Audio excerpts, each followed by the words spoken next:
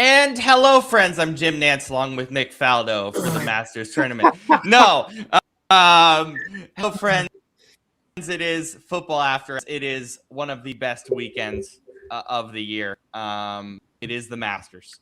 And so we say hello, friends, to everyone. Jim Nance was telling a great story this week about the origin of Hello Friends. And it was really fascinating. Before I get to the rest of the crew, I wanted to open with this. It seems like such a simple thing, right? Kind of leading you into one of the most gorgeous vistas in the world. But really, the story came from his father. His father was on his deathbed, basically. I think it was cancer or something of that sort. I don't remember back in the day. And basically, he told it was Jim Nance's first time, because he always dreamed of working at CBS Sports.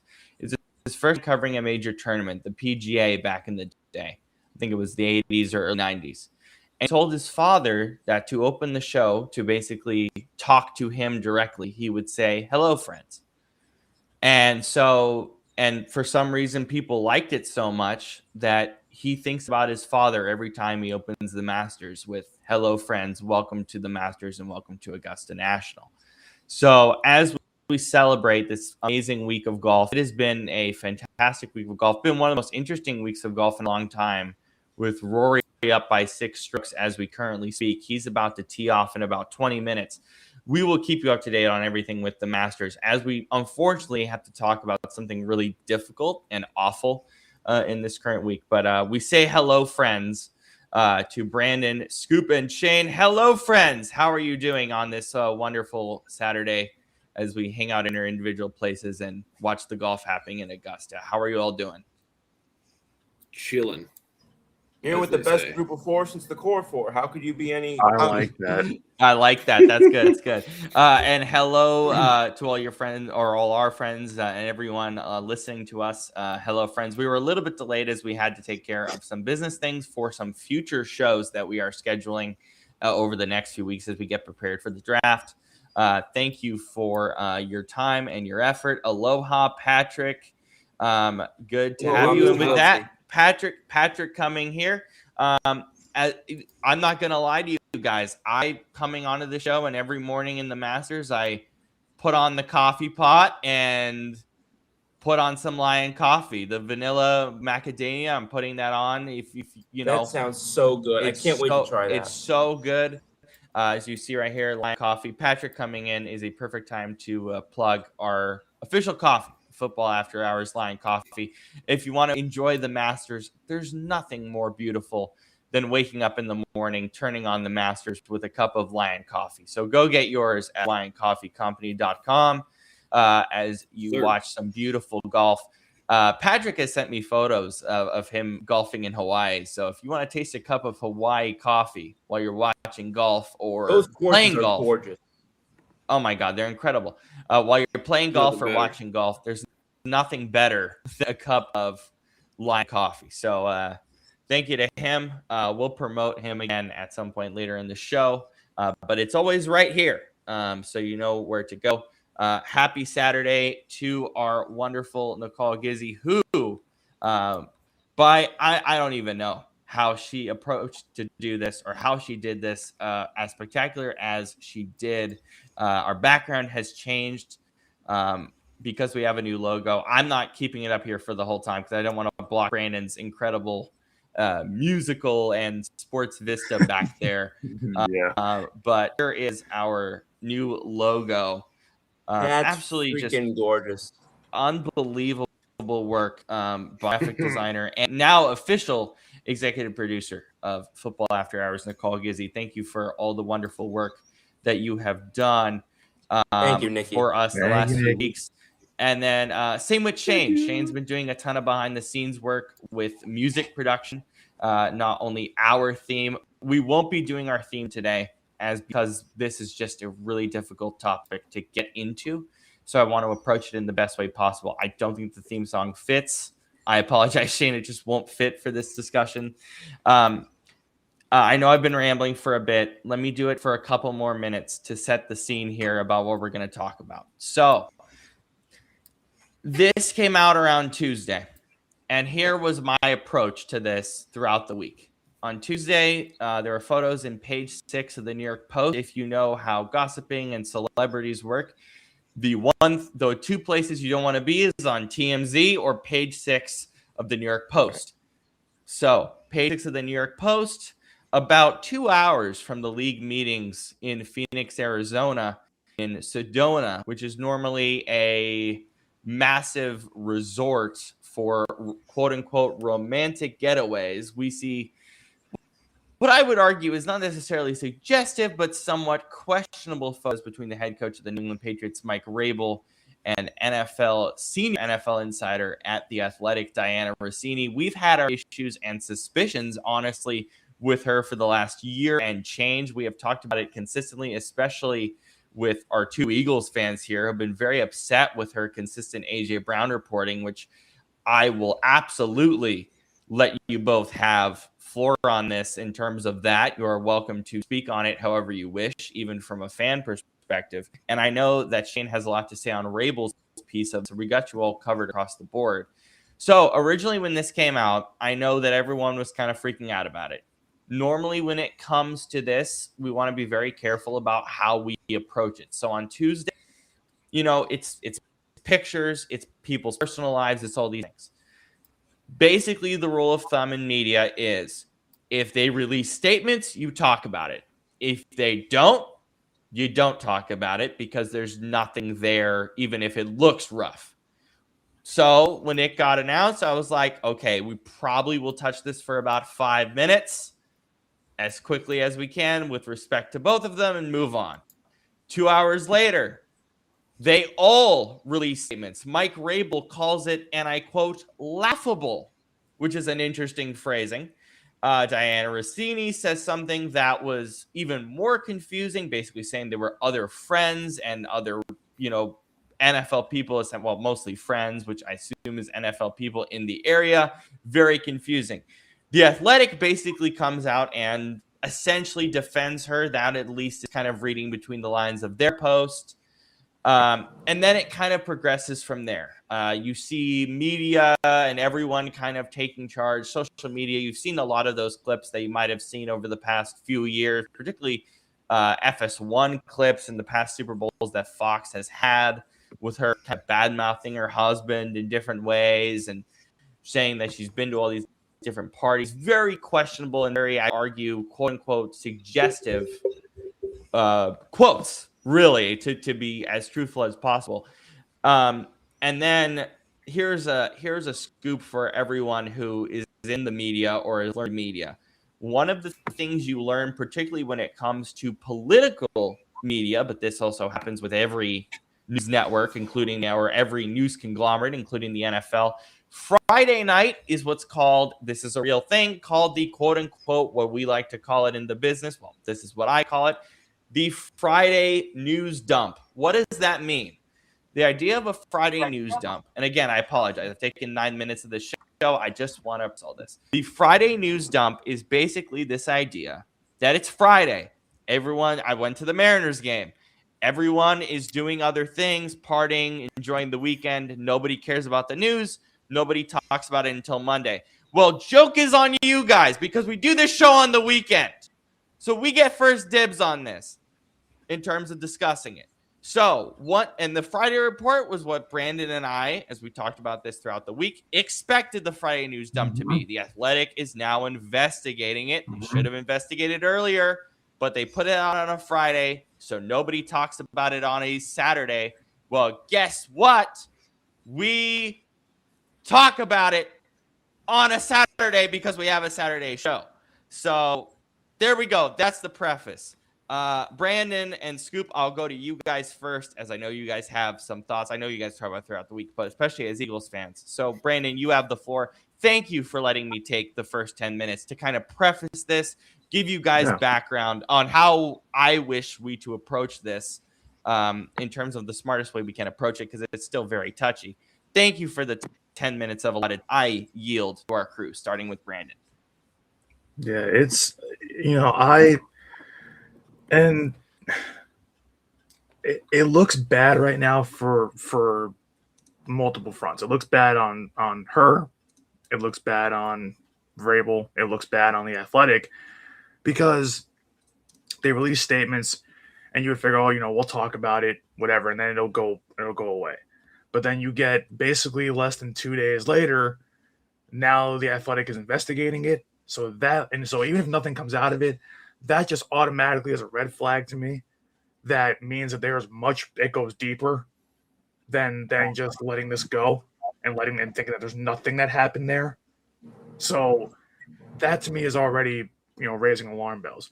But when it comes to, and I won't beat the Philly thing like a dead horse, because it's like we've talked about it. We talked about it so much last year, but it's just, to me, when I look at this entire situation, what she's doing, to me, in my eyes, and from what I've learned about obviously being a journalism major, it's an abuse of power. It's an abuse of stature. It's basically using your platform to have certain, privileges that you should not have. And when I think about and it's just so, because in journalism, there's ways to cultivate sources. There's ways to cultivate relationships that don't go this far. And you always hear about sources, and Rob and I were talking about this, but going out to dinner with your sources, that happens. Going out to certain, maybe a golf tournament, that happens, whatever it might be. But when you are hugging, because we forget this, we're not implying that she's doing something wrong in terms of sexual relations, but as a professional, you don't hug, your sources like that. You don't hold hands. You don't sit there cracking jokes, basically like locking arms with them in the pool next to each other, like sunbathing. Like that is too close. In journalism, that does not happen. And if it does, you should be fired for it. I'm sorry. It's not right. And it is not, that's not how you're supposed to cultivate relationships. That's going too far. And and to me, the way I look at it is, because we've heard this whole thing before with her, in other ways that she's dealt with sources, but using quote unquote pretty privilege, that is still a thing. Like, I'm sorry. To me, that's a thing that I see sometimes in sports, mostly, not so much in other news, but in sports.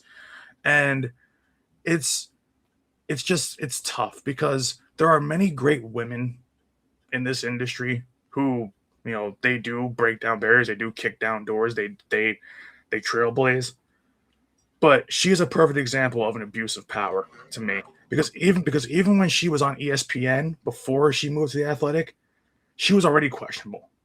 Her reporting was already very inconsistent. So I don't understand how someone like that has gotten so far in the business, being so bad at their job. But it's like, because if that was us right now, and the way that, and how small we are compared to her, we would be laughed at, out of the building, done. That's it. You would never hear from us again. And it's just, I don't like how, we've been hearing for the last 2 years, and I will mention the one I know I wasn't going to mention, but I will mention it just briefly. The AJ Brown stuff.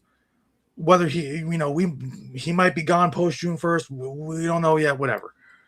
But the fact that you are pushing this so hard every day down everyone's throat, and now we're seeing this come out with your relationship, with your whatever relationship you have with Vrabel.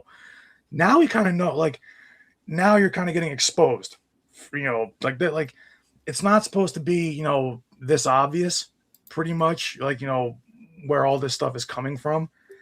And and now it's coming to light. It's just, everything about this, it flies. And just even from a personal standpoint, from personal relationship standpoints, you are both married. You don't do this. You don't act like that if you're married. I don't care if you're trying to, get information. I don't care what you're doing. to me, it just shows that you're a sleazeball. I'm sorry. It's ridiculous to act this way when you're married. And it's like it flies in the face of morality. It flies in the face of ethical journalism. It flies in the face of what we know in terms of, news gathering just at a basic level, and especially for us covering sports, covering football. It's not right no matter how you slice this. And it's like, she's not the first that we've had, controversies about, but the fact that she's doing it so openly with, how she's talked about her husband on live TV, on national TV, and now how this looks, and how you're out in the open at a resort, doing this with an NFL head coach. It's not a good look at all. And the thing is, no matter if nothing comes out of this, it still is just a stain, because that's an image that you'll have for these images and this story, like, this won't go away from the public consciousness. This, because we know that especially in sports and especially in journalism and in media, things last forever. So it's a black stain no matter which way you look at it. And I just can't sit here, like, I can't imagine, just like, if that was my job, I don't care, like, the worst part is even the statement that she makes, saying that there was other people there. I'm like, but her and Vrabel's statements, like, and I've told everybody this in the chat, it doesn't seem like it's like, you're flat out, denying any wrongdoing.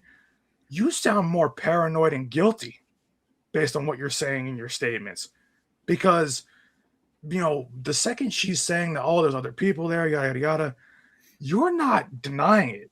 You're deflecting to try to get heat off yourself. So that's not, if you really weren't doing anything wrong, then you'd be denying it flat out, or at least you'd be trying to do your best to deny it. But the fact that neither of them openly denied it, and also Vrabel was so short on his response to it, that leads me to believe that, it's like, it's too fishy for something not to have happened, because it wouldn't be this awkward and it wouldn't be this unsettling. So it's like I said, I forget what show, it might have been What's the Scoop the other day, but I said, like, I feel like I have to take a shower after all this, because, like, it's just like it feels disgusting to me that, like, this is, like, I like, we've seen other instances, like I said before, like, we've seen other instances of kind of, getting too close to a source, whatever. We see it even in movies and TV, like, it's a trope about people getting too deep. I'm sorry, we see it. It's literally how the NFL gathers information. Where do you think all the sources for contracts come from? Agents. Yeah. Drew Rosenhaus. Yeah. It happens. Yeah, and it's like, but it's like we've never just seen it so, like, flaunted out in the open like this, that it's like, it just, like, even at a base level, if nothing did happen, it still makes her look sloppy, and makes, like, both of them look sloppy at the very least. So it's still not, to quote George Girardi, it's not what you want. But it's just, it's bad on every account. But I'll let Scoop go on it, because I can go on to the Eagles things, but we've talked about that for so long. So I'll let Scoop handle whatever he's got to handle with it. Thanks, Brandon. So you made a lot of great points from the journalism side of things, and I'm glad that you did, because, again, you actually studied journalism, which I did not do. I kind of got into it from the hands-on standpoint, but I did not actually study it as a major the way you did. So I appreciate that you said that. I also want to, before I get into talking about the statements, I also want to actually just read the quotes that were said by each individual. Please do. I wasn't. I wasn't going to do that, but I'm glad that you want to do it. So please, I would Yeah. love you to do. So Please. Vrabel said, quote, "These photos show a completely innocent interaction and any suggestion otherwise is laughable. This does not deserve any further response."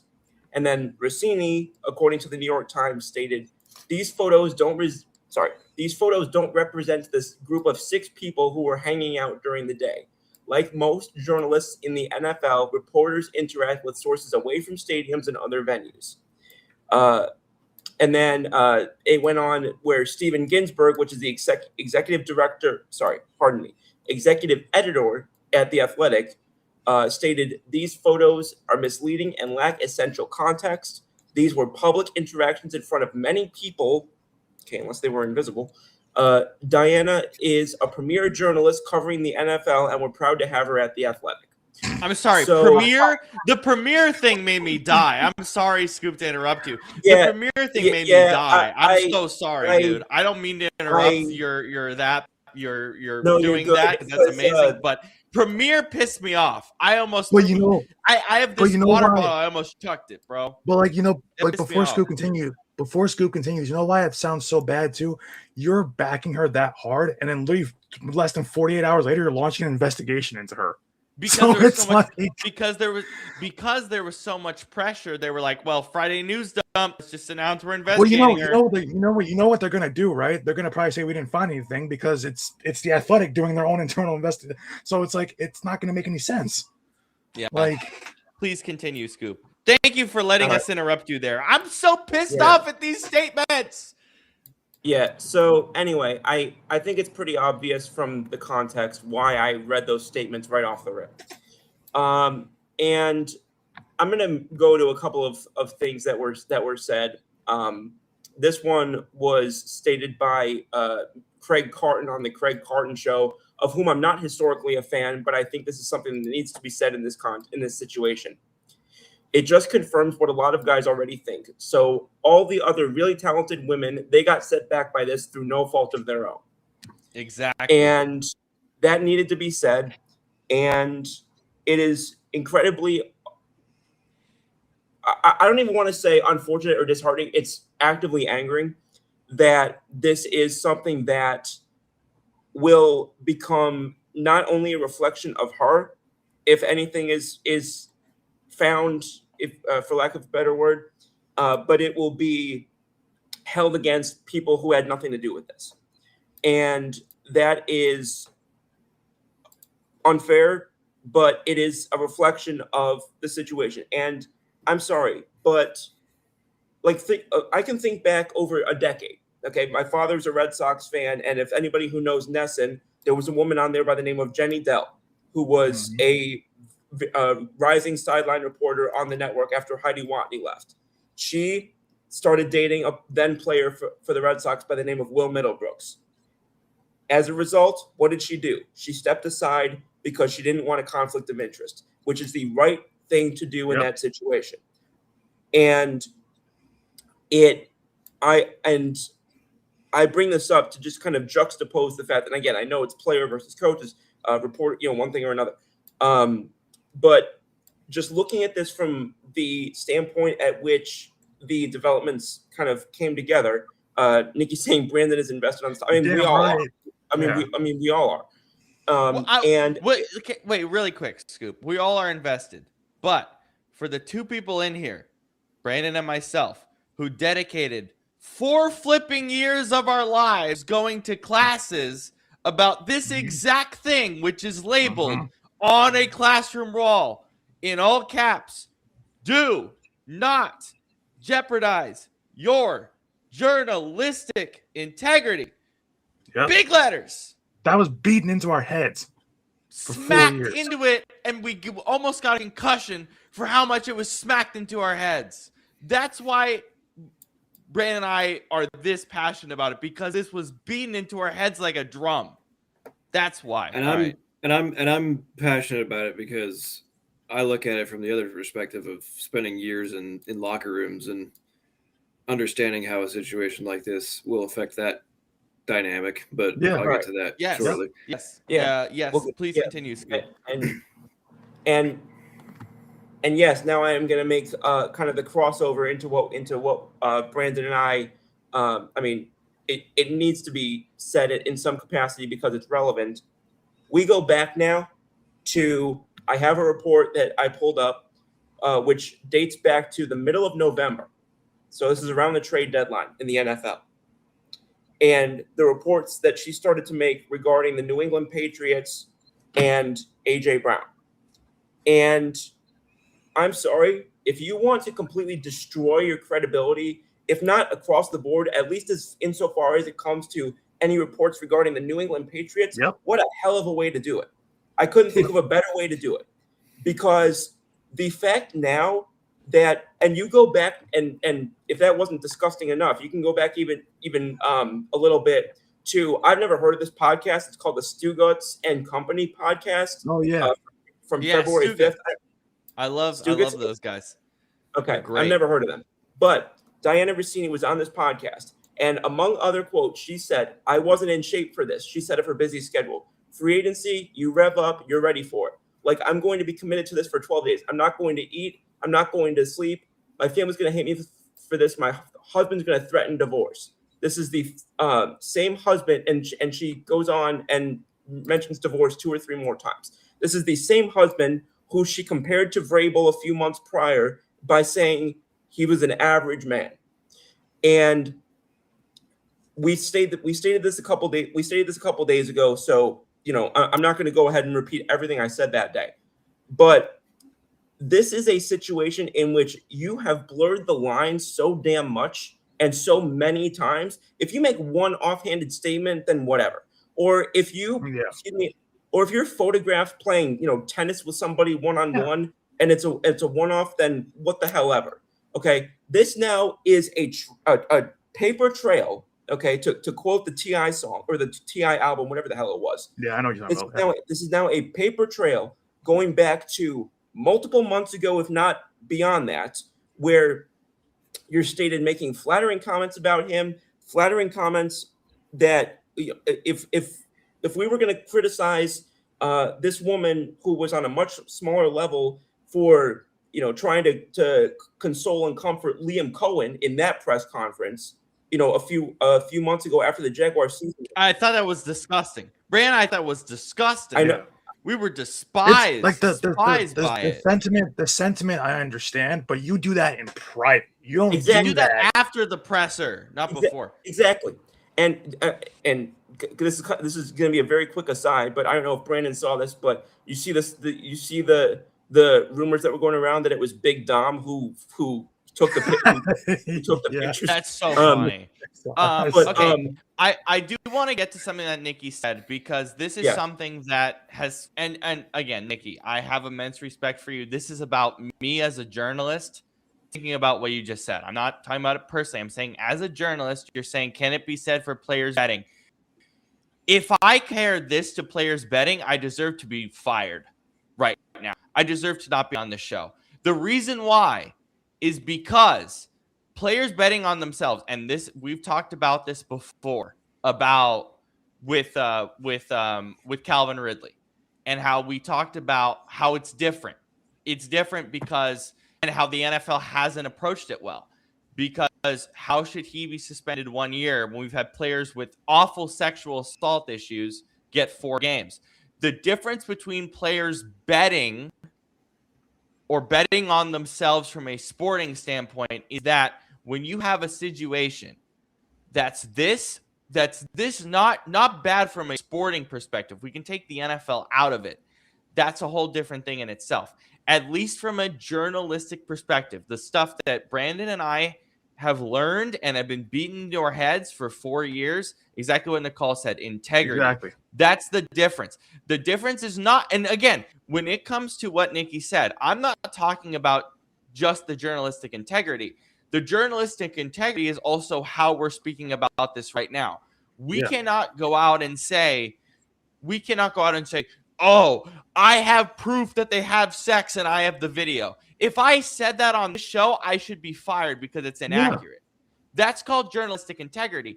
But it's also understanding that when it comes to the intersection of people's personal lives and people's professional lives, because look, if you're betting or betting on yourself, that's not an intersection of personal and professional. That's just professional.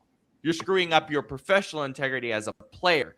But when you're talking about personal lives, when you're talking about relationships, when you're talking about affairs, there is a level of privacy and respect. But there also is a level of, hey, if this affects your business, either personally and professionally, then you're a public figure. Yes, Scoop. Okay, because I'm glad you mentioned the privacy thing. It is one thing if it doesn't make it right, but it is one thing if they were photographed like going into a hotel room or one thing or another. They were on an outdoor court. Yeah.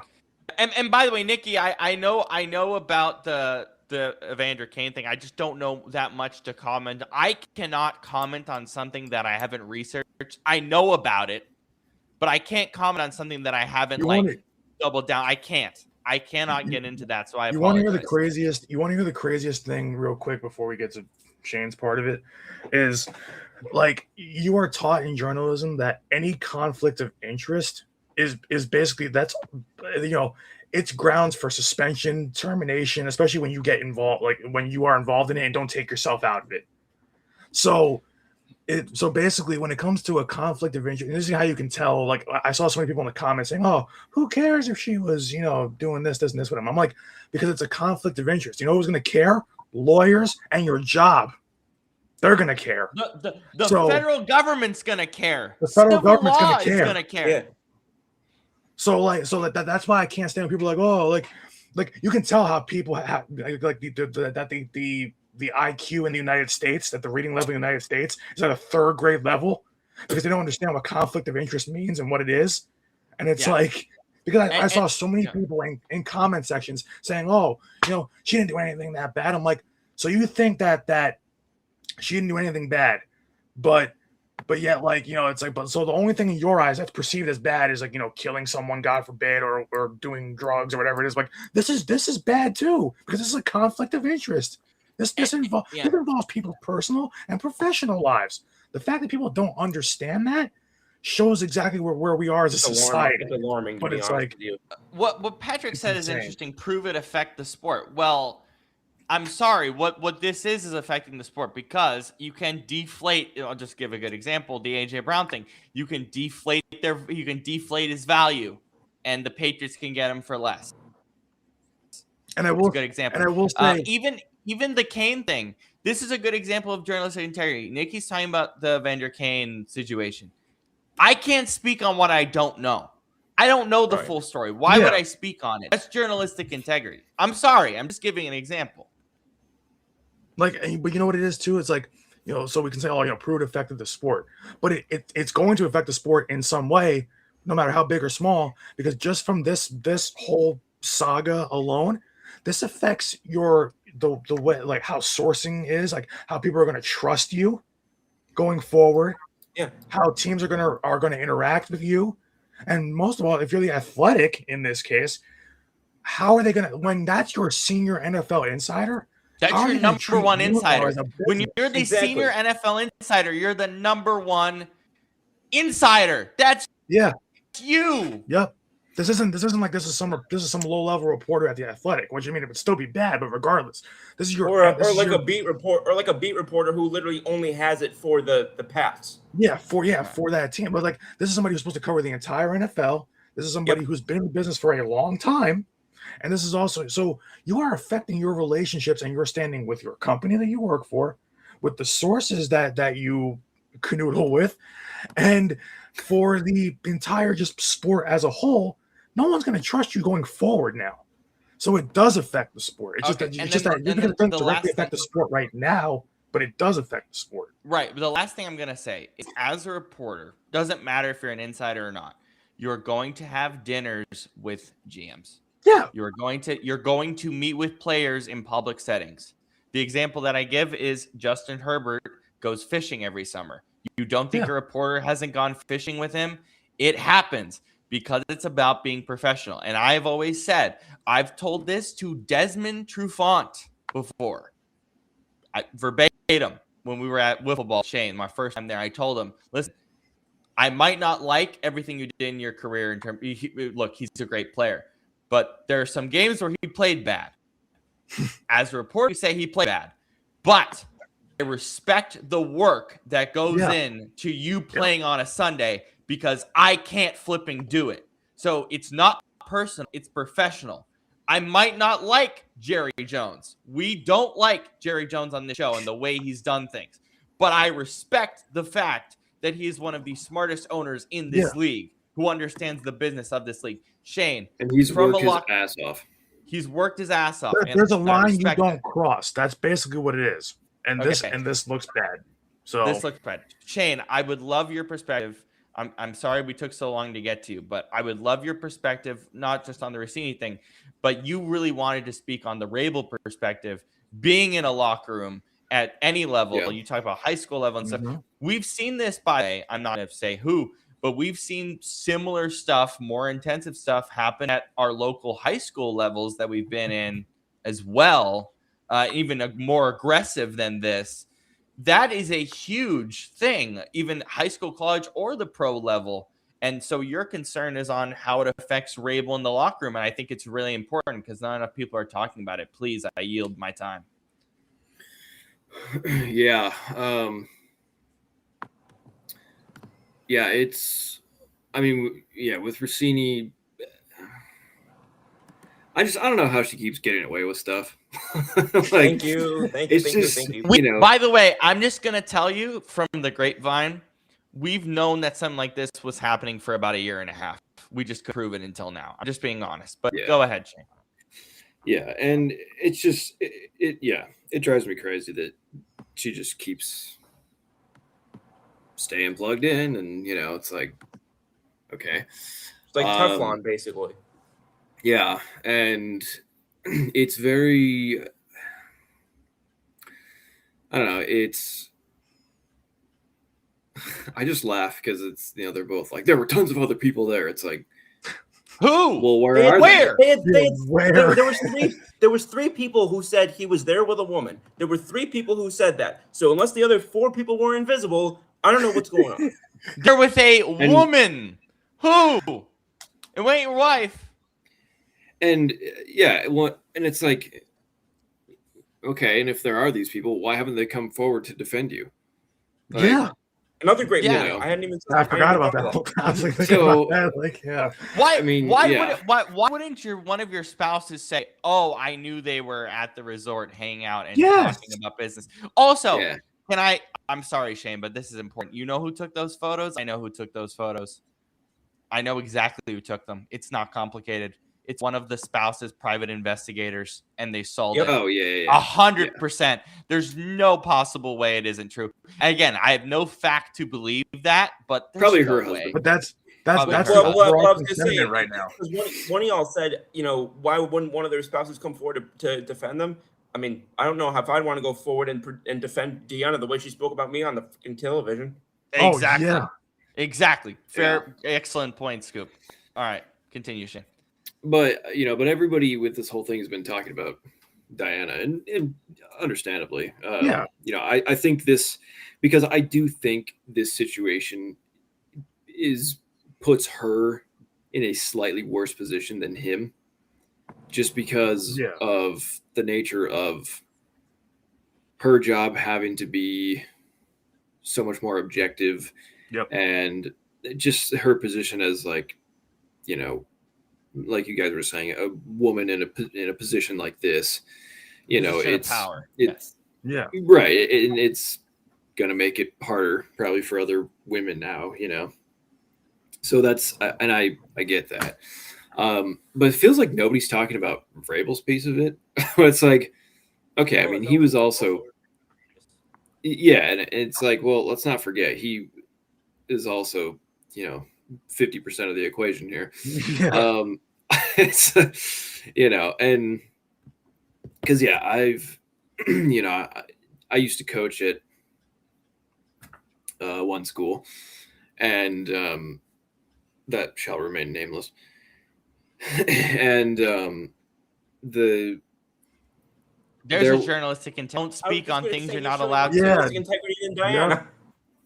Yeah, and yeah. were... Scoop, thank you for saying that. Right now shows better in Diana Rossini. Thank you.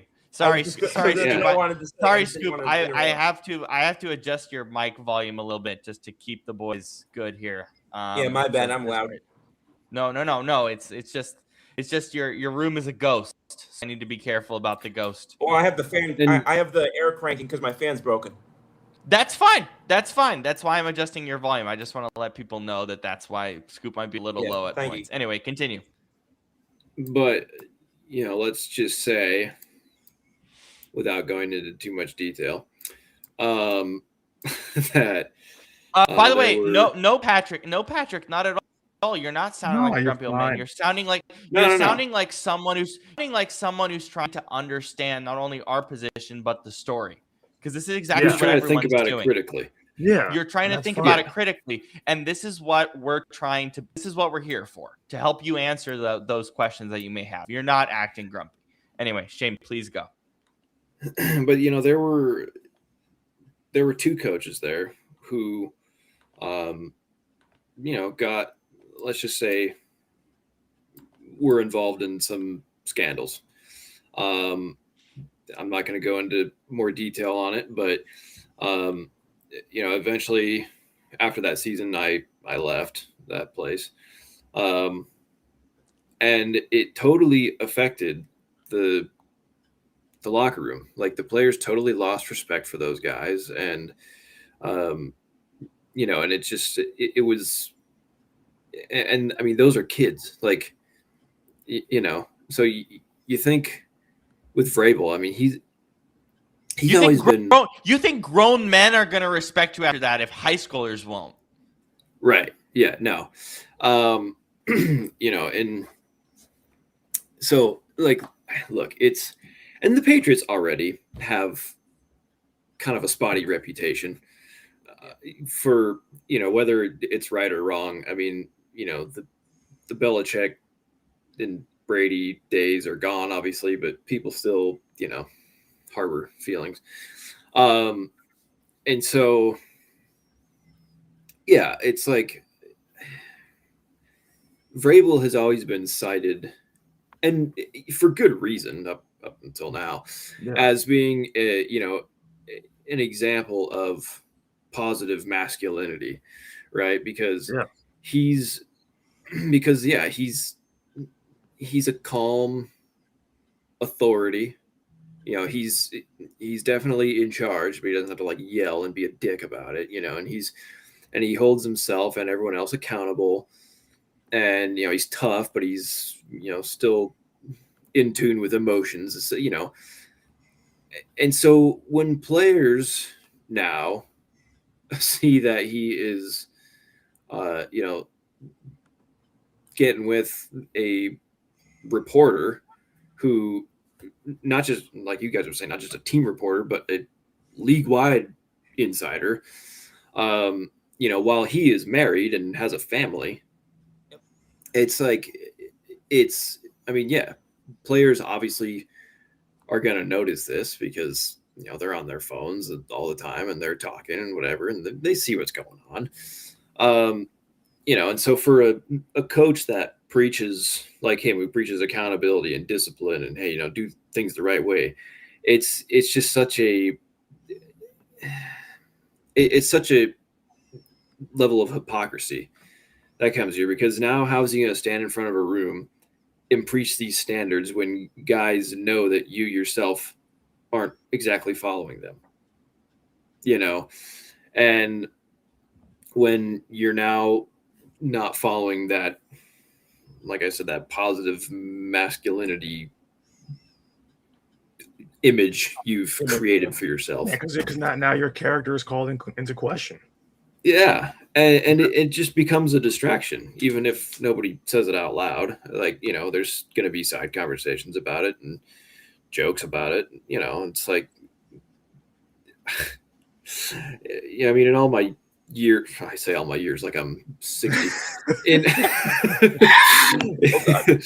Between my, just with my experience as a player and as a coach, it's like anything you can, in any sport, especially football, anything you can find for a player or a coach to make fun of them with, you do it. Like it's just because it's just It's a way to build how I view it, because I see it on Yeah. your sideline. Is it's a way to kind of build camaraderie. You know, Yeah, even and- I come down, like our walkway, like by the sideline, and players like, hey, it's Robert's brother, or no, it's Shane's brother. It's his little, Yeah. it's his little son. And they hit me, and they're like, you know what I mean? But it's jokey. It's supposed to, you know what I mean? Well, yeah, It's funny, and I think it's funny too. I think it's hilarious. Like, you know what I think about? Speaking of losing the locker room, because we're talking about that at a high school level and at a pro level. Look at what just happened at Michigan like 4 months ago with Sharon Moore. Oh, good call. Good call. Like that. Like, look at how bad he screwed up. Like, and now he's gone, but that whole program has a black stain on it. So now with the Patriots with Vrabel, now, this, we don't know everything, but this just looks bad. So it's like everybody involved here is in the wrong in some way, shape, or form. The Athletic, he is, like it's all the of Patriots, this. I think. Bad. Yeah, like this is bad across the board. Like it's like, and now and hell, even ESPN, because their association to her and to the Athletic by proxy, by that proxy. Yeah, by proxy, that looks bad. So ESPN can't do any more damage to their credibility than they've already done the last 15 years because they're garbage now.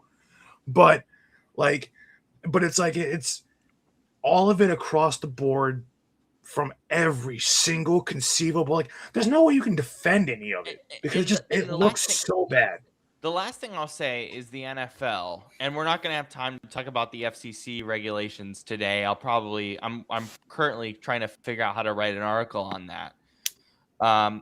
The FCC regulations is kind of a more less important, considering the magnitude of the story, example of the NFL does things last minute. If the investigation shows something, you don't think the commissioner's office is going to call New England and go, hey, call the Athletic and go, hey? It's going to take them a few months. Yeah. But the commissioner's office is going to have to get involved in some way, shape, or form. And it's going to take them a while because the NFL lets things play out as any major corporation should. But the NFL is going to have something to say about this sooner rather than later. You don't think they're not talking about it in the league offices in New York? Oh yeah, they're talking about it. And you don't. And they're just Brandon. You live about, I would say, an hour from the league office. You don't think they're talking about it in that building an hour from you? They definitely are. There's no way they're not. And like the thing is that and even if they find no wrongdoing, which would be hard to believe, even if they do, because we can basically, we're not saying that it is, but based off everything that we've seen, that was a private investigator taking those photos. There's already suspicion there, and enough for it to go that far. So it's like that in itself, is a red. Like, all of this is a red flag. Everything that's popping up here is a red flag for something not to have happened here. So it's just like it would be a miracle. Like, and the crazy thing is, like, this kind of being like the OJ case. Like, oh, we know he did it, but somehow he got off with it. Like, it's like, which could very well be a thing. It's like, oh, but so I'm like, to me, even if nothing comes out of this, like I said before, it just looks, there's gonna be a stain left here forever that won't come out. So it's like I value, my former major. I value what I went to school for. I wanted to be in this business. And listen, I don't always speak politically correct. I understand that. But to me, I call it like it is. Like to borrow a phrase that a lot of people say, but for us in Jersey, we're not politically correct. But we always say, like, if it looks like shit and smells like shit, it's shit. So like you really didn't go with looks like a duck as an Oregon fan. No, because it's like, Like the thing is, I have to be strong about that language because it makes my blood boil when when I see bad journalism and unethical journalism get thrown right in my face, like especially with this having ties to my football team in a way. So it's like it pisses me off to no end. This whole saga, like I just want it to end, and I want I want some sort of justice done here, something, because I'm tired of people in this business.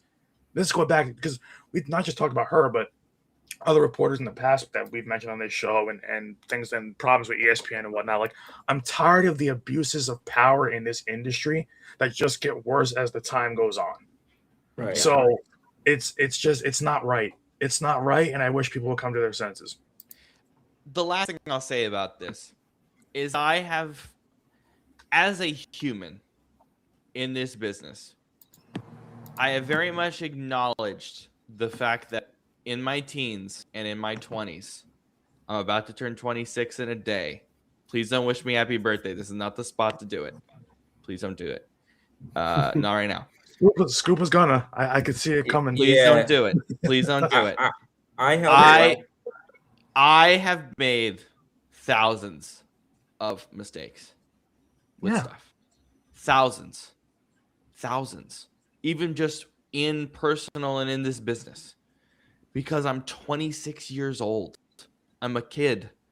I don't know better unless I experience in the eyes of the business, we're considered kids still. Exactly. So. Guess what? Diana Rossini and Mike Rabel is 40, 50 years 40, old. I'm sorry. 40, you know what? By the time I'm 30, if I made the same mistakes I made when I was 21, 22, 23, all the way up to about, I would say 28, 29, I'm about to get to here in a few years. If I made those same mistakes at 40, then I'm an asshole. Then I'm an idiot. Then I'm a jerk. Yeah. Because again, I'm a kid. I had to learn how to be smarter through experience and understanding. And I still am going to make similar mistakes, not to the extent, but make similar or, learn. Because I'm 26 years old. I ain't flipping 40. By the time I'm 40, and if I make this mistake at 40, I should not be in this business. I'm sorry. Thank you. Just flat out. I'm still a kid in this business. Just flat out. That's what I'm saying. That's what makes me angry. It's like there's plenty of women in this business who've conducted themselves the right way for years. One of my inspirations growing up on ESPN, we all know this, was Linda Cohn. She was a trailblazer in this business. You've got ones like Susie Colbert for football. Speaking of football, you got her. They're Melissa Stark. There's so many Tracy Wolfson. There's so many people and women in this business that do it the right way. That when I see people like Diana Rossini acting like a teenage schoolgirl at 40-something years old, please get the hell out of this business. I'm sorry, acting how I would act at 22 years old, or how I did act at like 22 to 24, 20, like even now, 25. Yeah, nah. Trevor said, "What's up, boys? All is well." Patrick giving me the Masters update. I have it on. Rory just started his round, and he's down a stroke. So Rory's at 11 under par. Patrick Reed's at 8 under par. Again, still very early in the round for both of them. So we'll keep you updated as long as we go. Anything else before we go? I think the moral of the story ultimately is don't cheat on your spouse because that's idiotic. First of all, it's awful. And second of all, you will get caught. I mean, it's just there's everybody. There are people everywhere, cameras everywhere. Why am I so big? I know. I'm fixing it. Relax. It's always you. What were you implicating me on? No, I'm not implicating you. I'm not trying to get you. I'm trying to set up our next segment for Shane. All right. Continue, Shane. But I mean, that's it. Just, you're going to get, especially if you're a celebrity, like you're going to get caught. Yeah, okay? like you gotta understand, you gotta have a certain like a level of awareness, which a lot of celebrities don't because they live in their own bubble in their heads. So it's like, Yeah. it's ridiculous. But Yeah. but mostly because it's just a shitty thing to do. Obviously, Yeah. It's like, Yeah. I mean, many countries it's illegal. So I'm just saying. Or worse, it's punishable by death in some countries. Jeez. True. Yeah. Facts. Yeah, I figured this was gonna take 40 minutes to an hour, and this is what I planned for. Now we're gonna do something a lot more fun and actually give football some good graces. Thank God. For the next hour or so. Shane's whiteboard number 3. You know what? I go into the week every week and I'm like, I know what the picture's gonna be. I know what everything's gonna be. I'm gonna give Shane space. All right, FAH presents Shane's whiteboard, and then this happens, and it throws my entire plans into a wrench on how to promote the show because of thank you, Diana Rossini, for ruining our promotion this week. But Shane, number 3 of the whiteboard. The floor is yours. I said this a lot this week. I'm trying to be professional. This is a professional show. All right. But yeah, Shane, teach us some good stuff about football, please. Give us something to enjoy football with. I'd be happy to. Today we were talking about defense. Defense. And as you guys know, I love defense. My main position when I played was strong safety. So I love both sides of the ball on the whiteboard, but I have a thing for defense because it's like I feel like people always look at it and just go like, oh yeah, you're just reacting to offense, but It wins championships. in my opinion, defense yes, but in my opinion, defense is from a mental X's and O's standpoint is actually more complicated than offense. More involved. At least good defenses are. So we've been thinking like an offense. Today we flip it. So offense, we talked about how you're trying to create space, attack leverage, that sort of thing. Defense is you're trying to erase that. You're not trying to give them anything. And so offense, you kind of like you want to force the defense to be wrong almost. But defense, you're trying to almost make the offense guess wrong. And let's go into that. So if we have a base defense, all right, let's just do our typical nickel package that we see a lot in the pros these days. You have 4 linemen, 2 linebackers, and then 5 DBs. So the linemen, linebackers, that's the front. And then the 5 DBs, that's your coverage, right? So defense, every decision is a trade-off, right? So if I add more guys in the front, I'll have an easier time stopping the run, but I'll have less guys in coverage, so I'm more vulnerable on the pass, and vice versa, right? So the most important thing to consider is you can't stop everything in any look, all right? Because you have an odd number, so you just are inherently at a bit of a disadvantage. So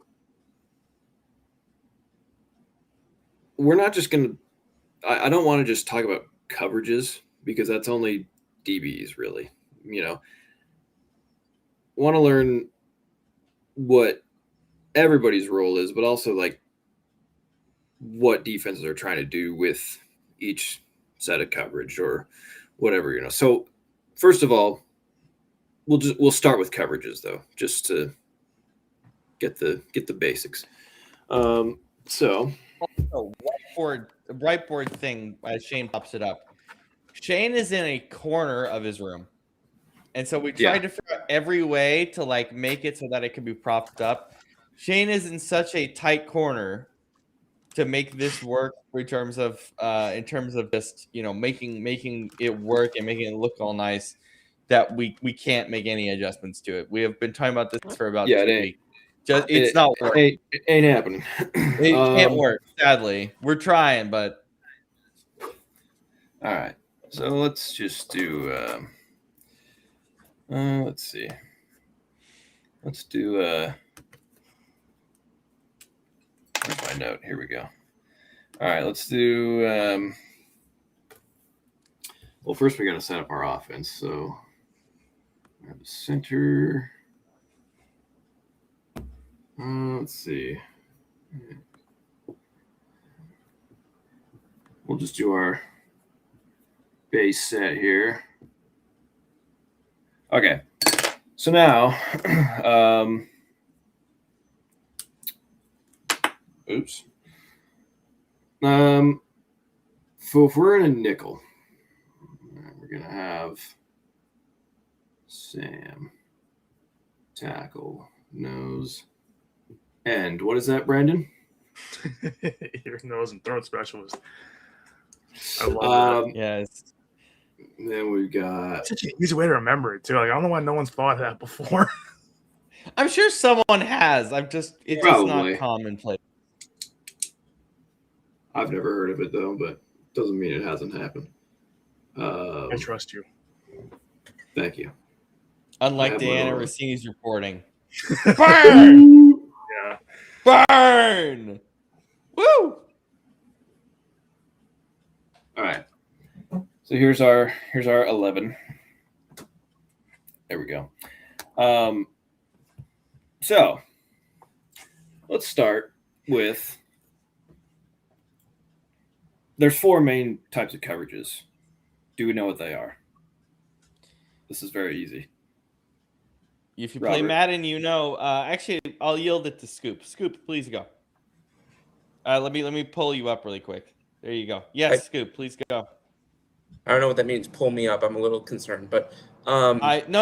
Your volume is down to you know, you're a fan. So oh, okay. I'm Italian. I'll just speak up. So you said 4 different types of coverages, right? Yeah, 4 main types. Yeah. So we got man, zone. Oh no. Even more. Oh, that's not what you're asking me? Than that. That's not what you're asking me? Robert. Cover 4, cover 3, man coverage. Cover 4, cover 3, cover 2, cover 1. Yeah, that's it. 1, 2, 3, 4. Yeah, I was gonna say. I was gonna say man coverage because there is like cover 6, I've seen cover 9. Like cover 9. Yeah, I've seen cover 0. But isn't cover 9 like a variation of cover 3 and cover 4 kind of mashed together a little bit? Basically. But that's so uncommon. We're not going to get into it. Yeah. And it's that's why I was running last night on Madden, and they couldn't do anything against it. Yo, if you brag about beating the computer one more damn time. Well, I know. I'm just saying. Madden. I was testing different coverages. That's why. But the cover 9 does the way it works in Madden is not how it works in real life. Oh yeah, but I don't care. It's Madden. No, yeah, I don't care. It's Madden. Let me dominate. A lot of things in Madden don't work the way they work in real life. Like the offensive lines. Yes. Yeah. So, when it comes to a DB's actual technique, there is man and zone, which you were getting at, Scoop. So a lot of times, okay, for instance, who can tell me what cover 1 is? 1 linebacker and 1 safety, primarily in a zone scheme. So a hook zone and a deep zone, technically, and everyone else is in man. Yeah. So technically, it's cover 1 is just 1 DB in zone coverage. Yeah. And then there can be a linebacker. You can have your linebacker. You can have your linebacker in zone, can't you too? Like your linebacker. Yeah. Yeah, because cover 1 robber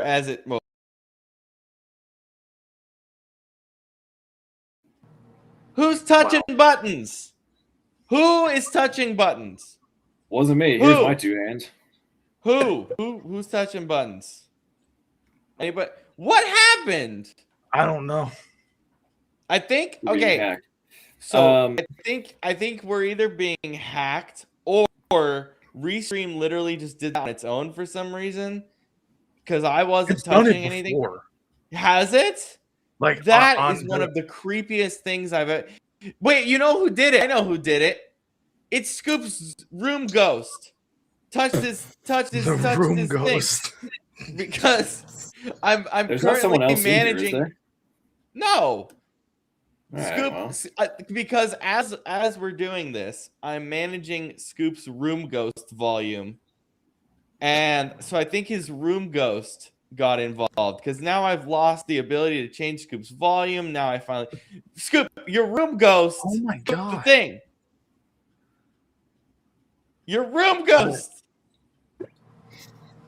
Anyway, I don't know. Anyways, I was like, who touched any buttons? No. Scoop, I am a firm believer now because of that Scoop has a ghost in his room. You need to find who that is. Is that Mike Rabel as a ghost? Like, what is happening? You need to What call is Ghostbusters, my guy. You need to call Ghostbusters, man. Okay. Scoop, can you say something for me? Because now I want to test your volume. I'm so concerned. Yeah. What's Okay, good. Yes, you're good. Okay, I think All your right, ghost, cool. I'm in ghost protocol mode right now. Okay, all right, Shane, movie. please continue. All right, so as you can see here, let's see. So cover 1, cover 1's when you're gonna have 1 DB playing zone. So for those who don't know, difference between man and zone coverage. Man, you're guarding a man, hence the name, and then zone coverage, you're guarding a zone, right? Easy enough. So cover 1, you're going to have 1 DB, usually the free safety, deep, and then everyone else, they're going to be man on, okay? So this is basically you are going to want to do this if you're expecting a run or some sort of a quick passing game. So you'll see cover 1 a lot on like short yardage situations.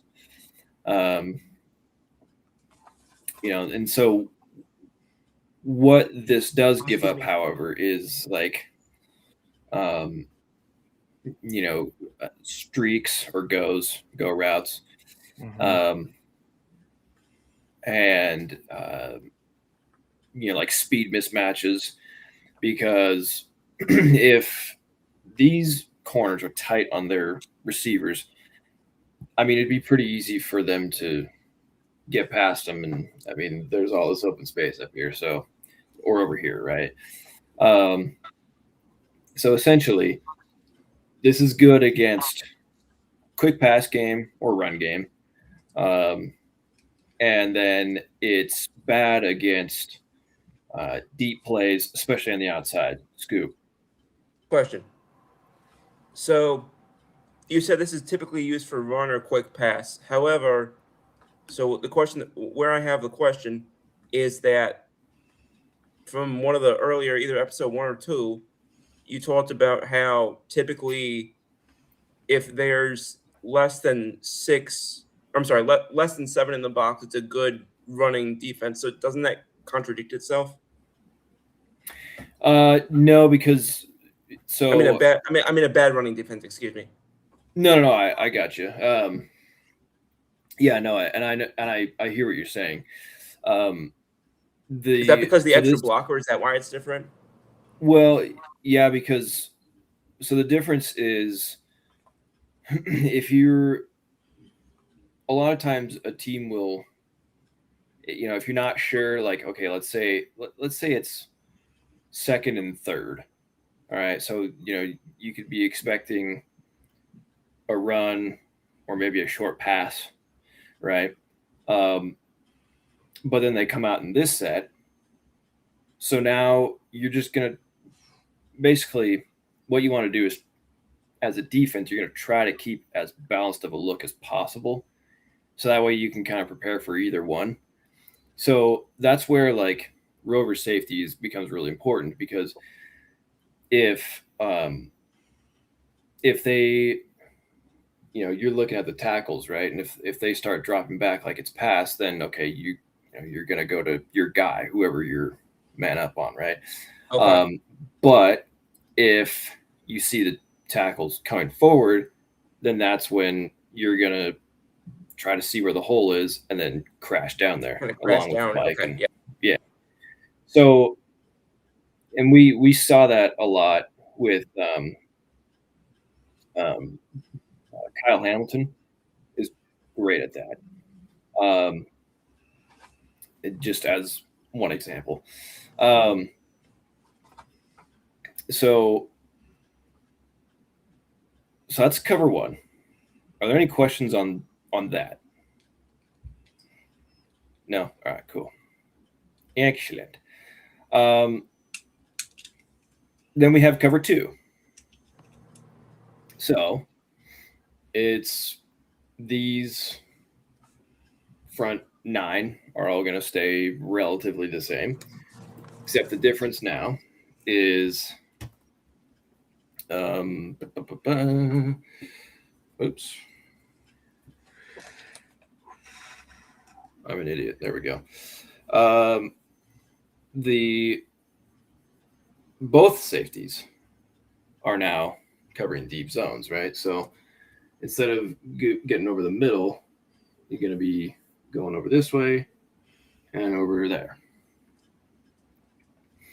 And so this leaves you're kind of trying to project the outside with cover two.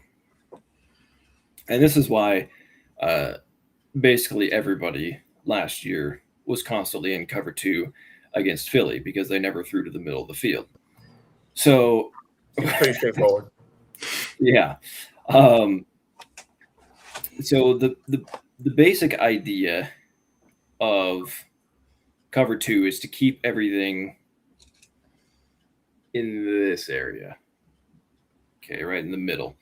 Because that's what you're giving up, right? So defense is basically saying you can have short yards, but you can't be as deep, right? And this is what what's their names? Not Houston. I'm blanking. Sorry. San Francisco. This is what they did a lot this year, because they have some pretty athletic linebackers. And so they would basically invite teams to try and go in here, but whether it was Fred Warner or Eric Kendricks or whoever, it's like, no luck. Robert. My question is that piece that you just alluded to. The linebackers, if they make one mistake in this set, you're messed up, basically, right? You're relying on your linebackers to be smart, efficient, and make quick decisions. Because for the most part. Yeah. Okay, I just want to double check about that. And especially like and like Tampa 2 is a common look you'll see with cover 2. Basically what that is so the safeties split out, and then the Mike linebacker is going to kind of get this not deep third, but like the middle third right in there. And so a lot of times that will sort of take away the middle of the field there. Now that all depends on how athletic your linebacker is. So if you have Fred Warner, you're in good shape. But if you have, I don't know, Bobby Wagner, I love you, Bobby, but these days terrible in pass coverage. You're going to have probably some better luck. you know. So far, cover one, you're looking to the deep outside. Cover two, kind of, middle, not really deep, not really shallow, just right in there.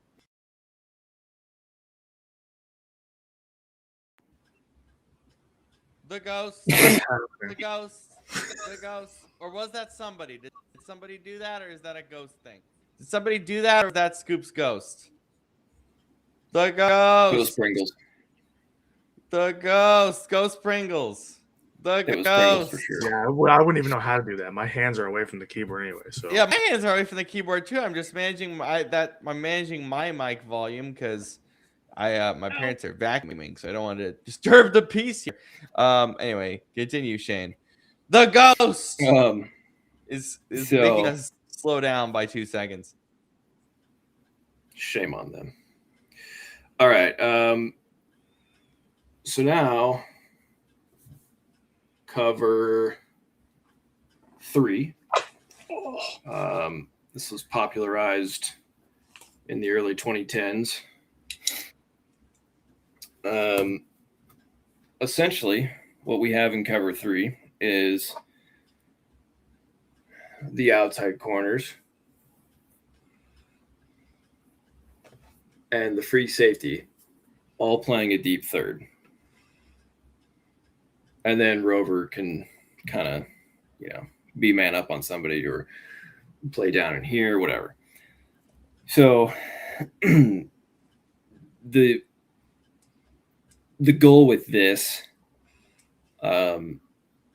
is to obviously protect the deep, the outside, the deep middle, that kind of thing. However, where this is vulnerable is against underneath routes, like slants, seams, flats, stuff like that. And so this is digs as well, correct? Like dig routes as well for this? Yeah. I mean, if it's not a deep dig, if it's like a 5-yard dig, yeah. Yeah, that's what I'm doing. Dig. Yeah. Another great one would be like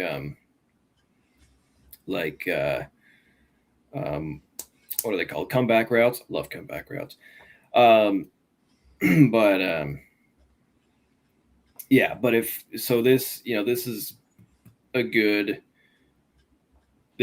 defense to run on, like, second or third and long, right? Because you're expecting a bigger play, and let's say on 2nd and 14 you give up 7 yards to an underneath route. Okay, now it's 3rd and 7. We're still in pretty good shape. You know what I mean? And Robert. Yes. So in Madden, this is a Madden based question. In Madden, I run a cover 3 base playbook. So cover 3 most of the time. That's a mistake. I know. Oh yeah. I don't. By the way, I was gonna say it's a cover 3 base, but I run like cover 4 a lot, cover 2 a lot with the cover 3 base system. The cover 3 is just a baseline. It's not what I brought. The thing that happens to me when I run cover 3, if the Y, we were looking at the Y receiver specifically in this look, the Y receiver will go up down the seam here, go towards Rover, and Rover will never attach to him. And I get beat over the seam. Does that happen in real life, or does the Rover always know instinctively? Oh, is that what's supposed to happen? Yeah, seams in cover 3, seams are the one sort of deep route that works, because they attack this empty space right here. But isn't the free safety and the Rover safety supposed to shift over and cover that though? Well, they're supposed to, but if, let's say, X is running a deep post, okay, so he's going to come up here and do that. So now free safety is looking up here and then misses this underneath. Oh, because that corner that's on the X at the line of scrimmage originally might be looking at a halfback on a flat route or something instead of looking at that deep route, correct? Or like, Yeah, where's well, that? I'm just looking. Well, he's looking in this deep third right here because he's in zone, not man. Oh, okay. So they're not you're not like on the, switching on the fly because you never know. or you can go on the other side, couldn't you, and say like, hey, like if the boundary corner gets beat by Z, he's gonna go try to cover him over the top. Yeah, True. Okay. I just wanted to confirm because every time I play Madden, I get pissed off because I'm like, yo, aren't you supposed to cover that? Isn't that the point? Is to cover a deep route? But I guess I see why it isn't the seams. I see why it's focused on the boundary. That makes sense. Okay, thank you for the clarification. And Robert, have you noticed that the last few times I've played you in Madden, I've scored several touchdowns on you throwing a seam? Yes. And that's why I moved away for cover. That's why I use a cover 3 base now, and I don't run cover 3 out of it all the time. And also traditionally, doesn't your linebacker cover the tight end? So yeah, so basically, that's also where we would throw it off sometimes too. Yeah. Makes Robert, sense. now you know. Yes. Yeah. Game plan. Because it the pissed one me thing off. Robert says is no, but the one thing Robert always says when he plays me is I get stressed because Shane knows things that I don't.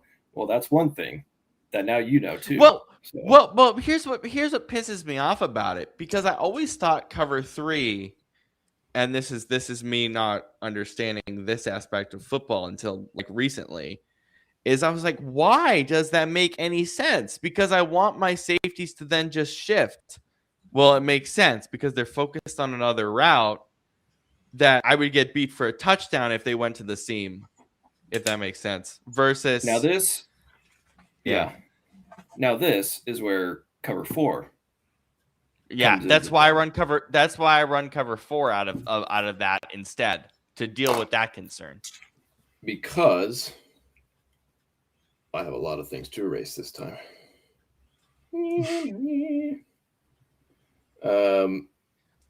And by the way, I will quickly mention, for you Madden players out there, a cover 4 base system, particularly Nikki's gonna love this. The Cowboys 4-3 cover 4 playbook is an excellent baseline. It's stupid, but it is an excellent beginner to intermediate Madden baseline because it's a cover 3 playbook that you can run cover 4 and you can run 4-4 out of it. So you can run the Miami or the Minnesota Vikings 4-4 while also running a cover 4 or a cover 2. It's a really beginner or lackadaisical, not as much pre-snap movement playbook. I'm just going to put it that way. But it makes you a pretty bad Madden player. And I was going to say, no wonder the defense in real life for the Cowboys sucks. Yeah, that's why. So you can use it if you're not like initiated or quick on the sticks. Like I'm not quick on the sticks, but then you need to figure it out and use it properly, or else you're going to get smacked like the Cowboys do in real life. Just going to say that. All right, please continue, Shane. And so then we have cover 4, which the circle should be a little bit bigger, but you get the point. So basically this is, cover 4 is like, okay, nothing's going to go over our heads, right? Because they have the entire deep part of the field covered. So this is great against deep passing, even more so than cover 3 because you're not vulnerable to seams or anything like that. But against run game, this isn't great because now you really only have 6 people in the box. And underneath stuff also, obviously, you're vulnerable to that. So, but then there's, then there are different types of cover 4, cover 3, whatever. So the most variety we have is definitely in cover 4. And really it starts with the outside corners because they typically in cover 1 or cover 2, they're going to start, it's called pressed, which is when they're right up tight on the guy. But a lot of times a good indicator of cover 3 or 4, they will instead start, 5-10 yards off, like up here. So that way they can just get a nice little head start on their receiver. B, C. Oops. And that's why, sorry guys again to mention this, but in that game losing play for Philly in the playoffs, that's why running 4 verticals, which let me show you what that looks like. Well, you don't have to show me. I know what it looked like. Well, yeah, but it's basically everybody just running goes. Yeah, no, but it didn't work. Can you really quickly, just for the uninitiated viewer, which I know there might not be many, just draw it up and show why it sucks? Just do it, please. Thank you. And you know what the worst part about that game was? San Fran ran that pretty much the entire game. They didn't change. It didn't change it at all.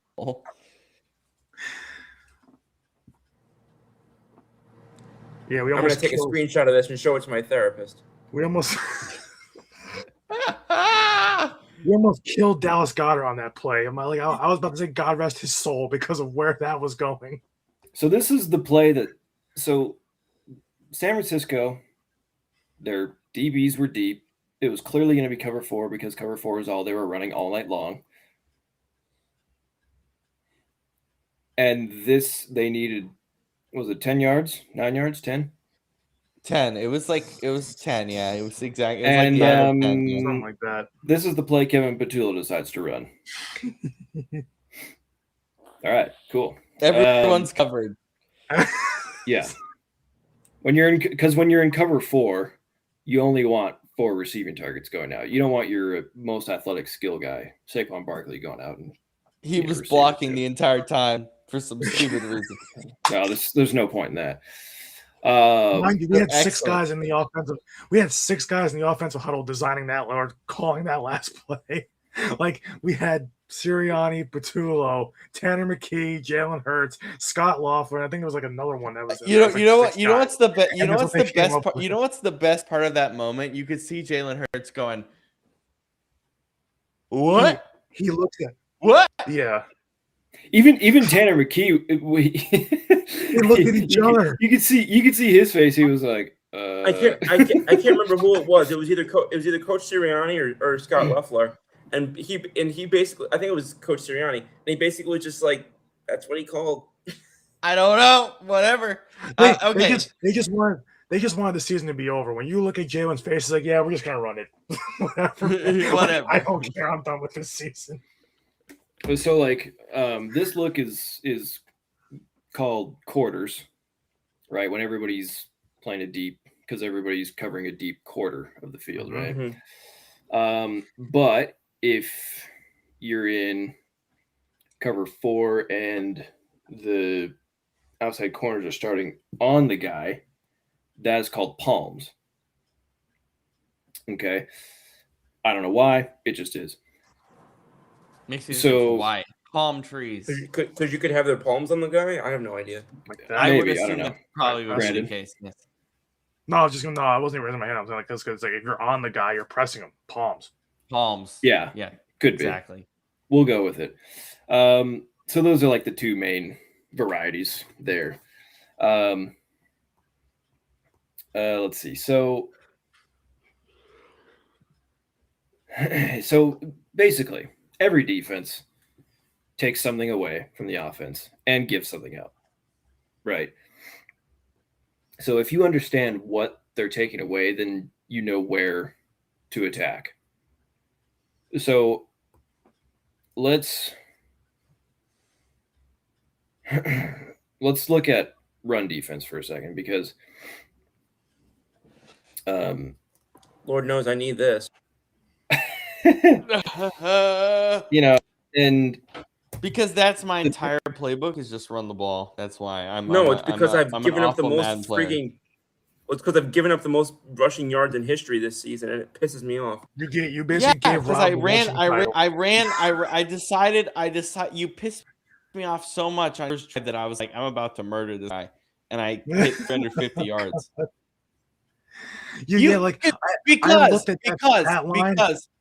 Because and here's why, Scoop. Because I play Madden. If I played Madden, this has happened to me multiple times. I piss people off when I play Madden. Because you do. Because here's why. Because I run the ball all the time. And running the ball is kind of a cheat code if you know what you're doing. If you know how to shift and stuff. And so when someone else does that to me and you did that on the first drive, I was like, I am so angry at you that I'm about to. It's because I play like an idiot because I know people will get mad at me. But when people do it to me, then yeah, I'm that's why I scored 63 on you. I was like, I'm so upset at that first drive. But I'm not gonna let you live it. I'm gonna let you suffer. The key to beating you, I've realized the key to beating you is not adjusting to you, which sounds crazy. It's waiting till you make a mistake. It's keeping you in check until you make a mistake. Exactly. Yeah. And that's Madden for most cases. That's football for most cases. And from there we go to Shane, because that's really what it is. If you make a mistake, it affects you. Yeah. No shame. So exactly. Yeah, I mean, the basic idea ultimately, like, right, if you stopping the run, that's your goal. You add more defenders to the box. If you want to stop, the problem though is, of course, then you have less help deep for passing, and then vice versa. That's why right? We talked about. Excuse me. This is why we talk about play action being so effective, because if you keep running, play action, you're gonna get smacked. Yeah.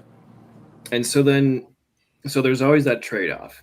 It's like, okay, we can attack this, but then we're vulnerable to this, et cetera, et cetera.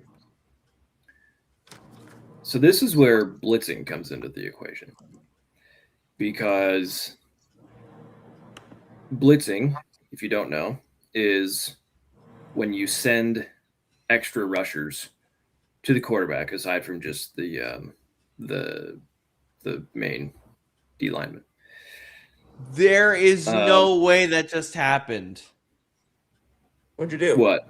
Murakami just eagled from like 150 yards away and got it in the hole. Wow. I knew this was going to happen at some point, but... You first said Murakami. I thought you meant the White Sox player. That's what I was thinking. Yeah. Or Murakama. Well, I forgot his last name. He got a 3 on par 5, basically. Which I don't. Is that an eagle or is that a birdie? That's an eagle. Birdie's yeah. 1 under par. Yeah, he got a birdie from like 150 yards away. I knew this was going to happen at some point. Oh my god. Okay, continue. That was insanity. We are a football show. We are not golfing. I'm golf. Although I wouldn't mind. It's the Masters. Please continue.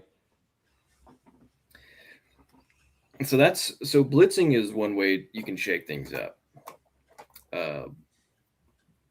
because you're forcing the quarterback to work quick, which then leads to the quarterback doing what? Throwing mistakes, turning it over, making mistakes. Yep, which is the name of the game. And that's why defensive coaches always hate having quarterbacks who throw a lot of interceptions, because that's their whole mindset is we need to force the offense to make a mistake. So then when they see their own offense making a mistake, they're like, oh God, whereas offensive minded coaches are more so like, it's all right. It happens. We'll just get it back the next time. Can I add to this? Yeah. Am I okay? I think the reason why defensive coaches feel this way, and you're a defensive coach, you'll have better thought processes than me on this. When an offense throws an interception, especially a lot of interceptions, a good chunk of them, let's say 4 or 5, Nathan Peterman style. Sorry, Nathan. Oh, God. it pisses you off because your defense doesn't get time to rest and more vulnerable to mistakes. Is that accurate? I mean, that's part of it too. Yeah. We saw that happen this year. Yeah, but it's for offensive coaches. It's, at least in my experience, like the mindset is always, okay, let's create this beautiful picture of what the game's going to be, and whereas defense is more like, we need to control the game. It's Don't just make a big mistake, basically. Yeah, and it's two very different mindsets. Neither one's wrong. It's just they're just different views of the game. Yeah. But so blitzing is a great tool to. I need to put my other DBs in here, don't I? Boundary corner. Safety. Okay. So, when you look at this, you might think, okay, well, this is this is like you might look at this and think, oh, okay, cover 2, maybe, just man, and then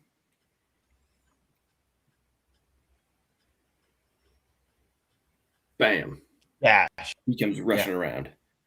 Now you're like, oh crap, that's another guy in an area where we weren't accounting for him, right?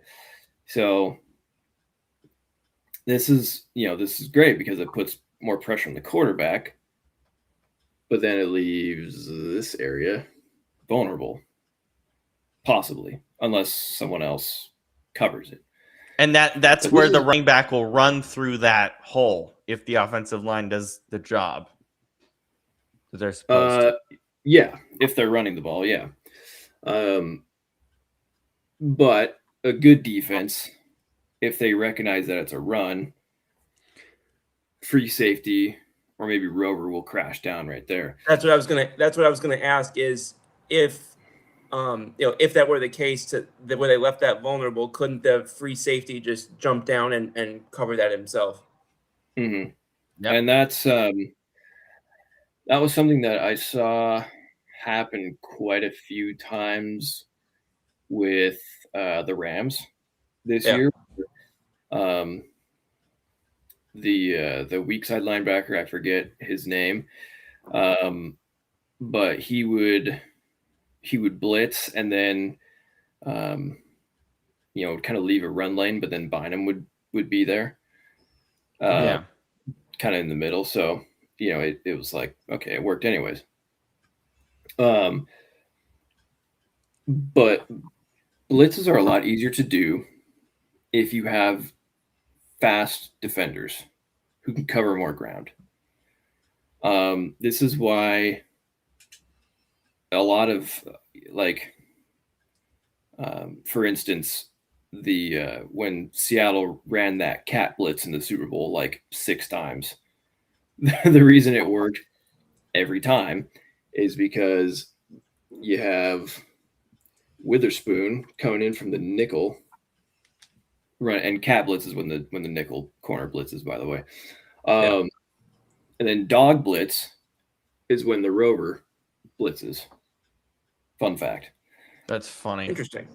I don't know why they're called that, but they just are. So, and also it's also worse when you have Will Campbell blocking. Right. Yes. Yeah. That doesn't help your situation.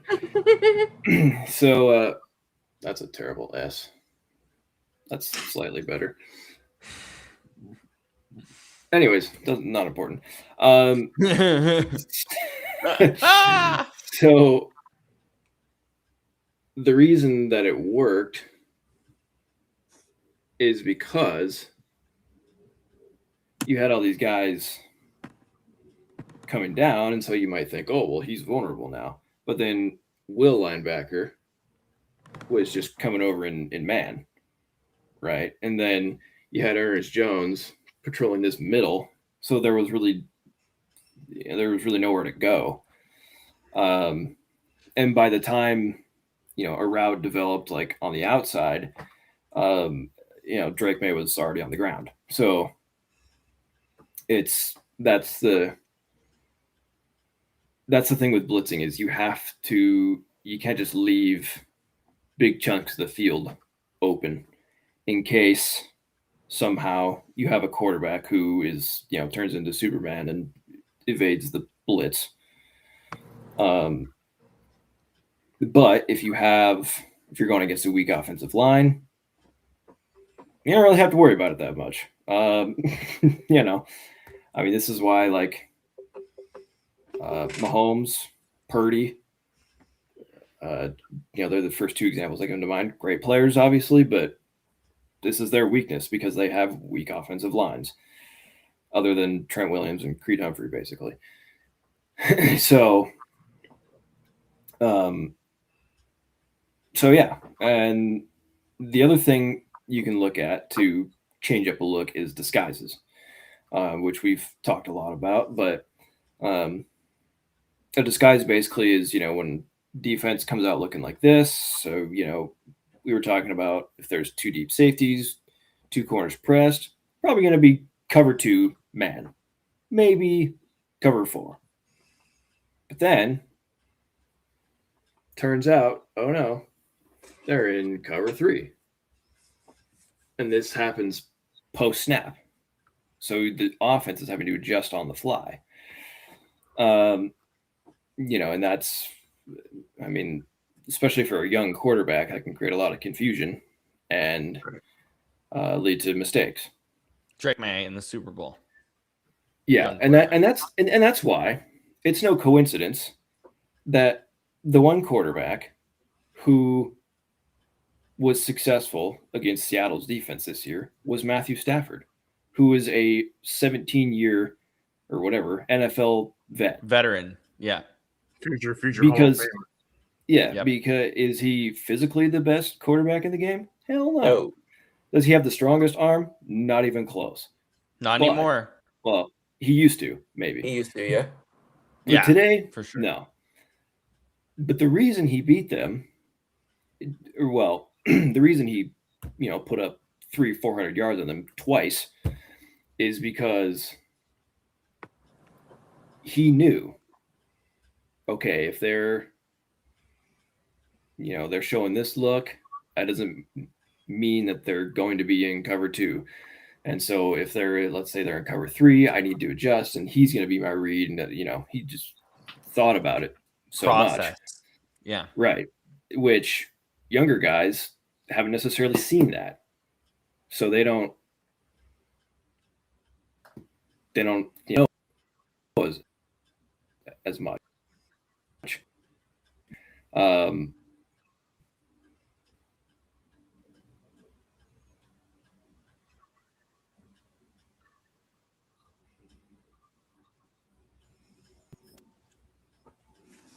Yay. Hopefully Restream doesn't bug out because it's getting choppy. It just did that. I was confused why people went silent for like 20 seconds. We went silent because we were trying to figure out what's going on, but it just chopped up a little. All right, bit, so we're good. So last week I put up a defensive formation personnel, and I told you guys to be the offense. Today we're doing the opposite. I'm going to be the offense, and I'm going to give you a situation, down and distance, whatever, and you guys are going to tell me what defense you want to run, what personnel, what kind of coverage, if you want to do a blitz, if you want to do a disguise, et cetera, et cetera. Okay. It's a lot more complicated than offense because there's so many interconnected pieces, and you're showcasing that today. Yeah. All right. Here we go. We're going to start. Hold on, let me get the black marker. We're going to start 1st and 10. Seems like a good starting point. We're going to be in... Yeah. Let me cook. He's planning. Let me cook. Yeah.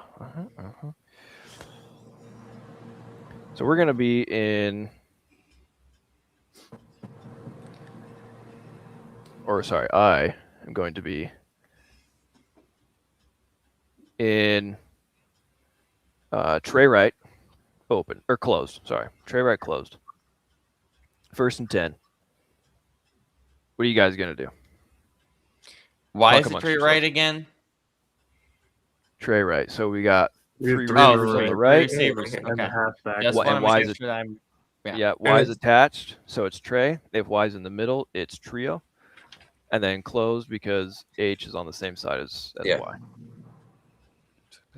Y.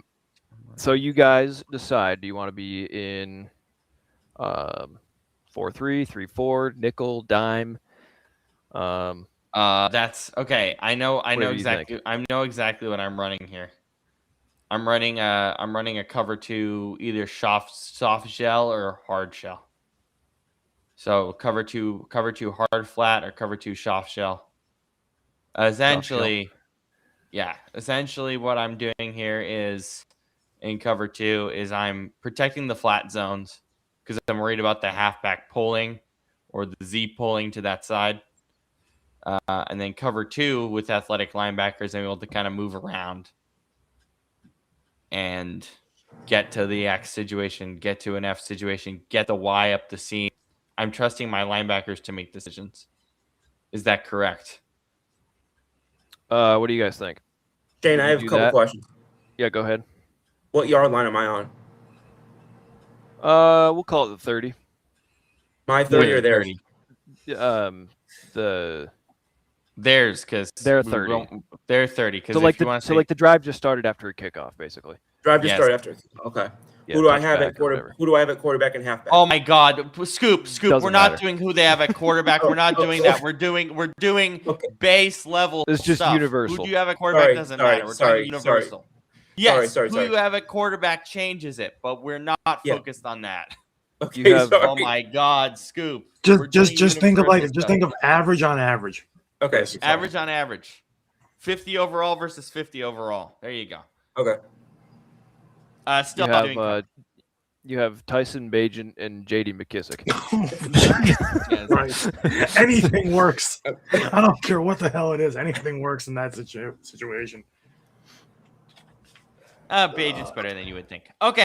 See, Am I being an idiot running cover 2? You guys tell me. So what personnel do you want? Do you want 4-3? Do you want nickel? What do you think? Dime. I mean, because How many I'd be in linemen a do you want? 4-3 here probably because I want 4 that's what linemen. I was thinking. Yeah. I You want want 4 four linemen linemen? to cover 2 look. How many linebackers? Or not 4 linemen. I want 3 linemen, 4 linebackers. My bad. I want 4 Okay, linebackers. and then only 4 DBs. Yeah. Because I want Okay. cover 2. I want to cover 2 look, but I want as many. I want my linebackers to make decisions. All right. I feel like I'm gonna get crucified for this call. Someone else stack here. I feel like I'm about to get crucified. Well, because you know what it is. Because 1st and 10 to me is always Or wait. a short play. So like I'm not I'm not thinking like that we're gonna get beat for like 8, 9, 10 yards.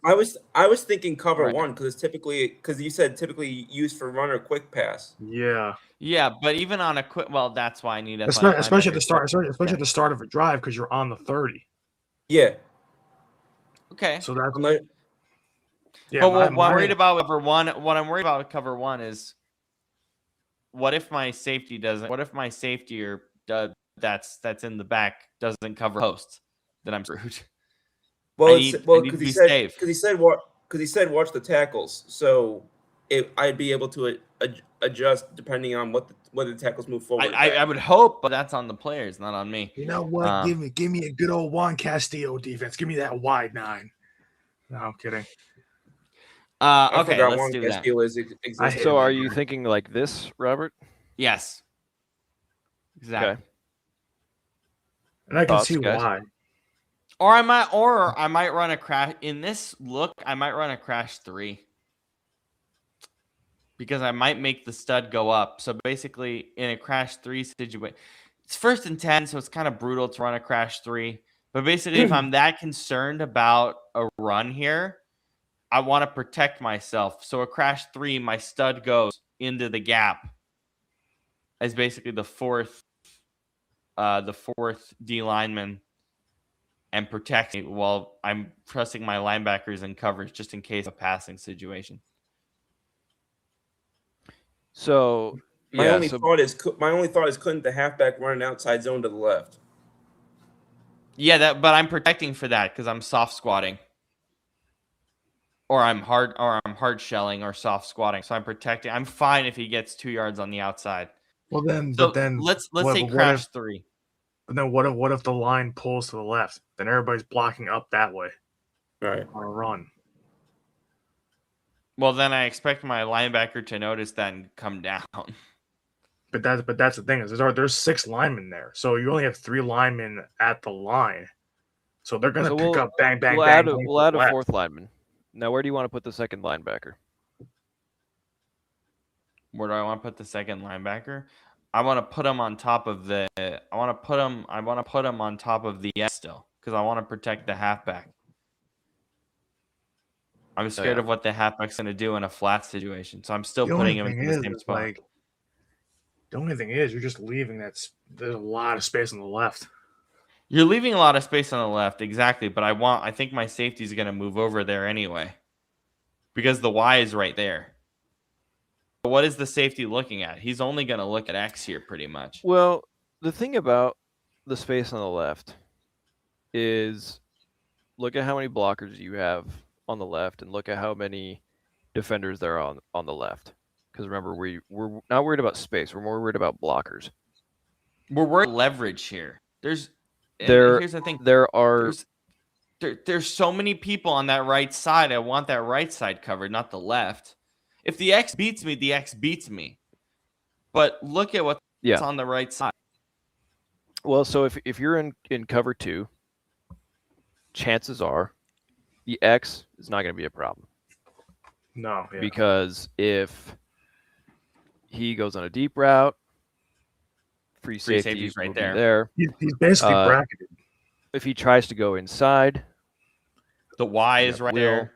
The will's right there. Yeah. So X is probably fine. And here's the thing: you have 2 blockers on this side, 2 possible blockers, I should say. 1, 2, 3, 4 bodies on that side, and 3 in the box. So, really, if I'm in this look, I'm not worried about this side one bit. At all. Yeah. No. You're fine. You have way more bodies over there than they do. You're good. Where I am a little concerned is on the right side. Because you have 3 possible blockers, 3 people over there in the box there. So theoretically,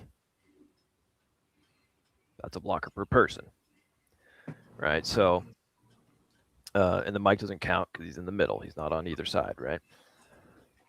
So, Robert, that's where I want the rover safety to make a decision. Is that correct? Yeah.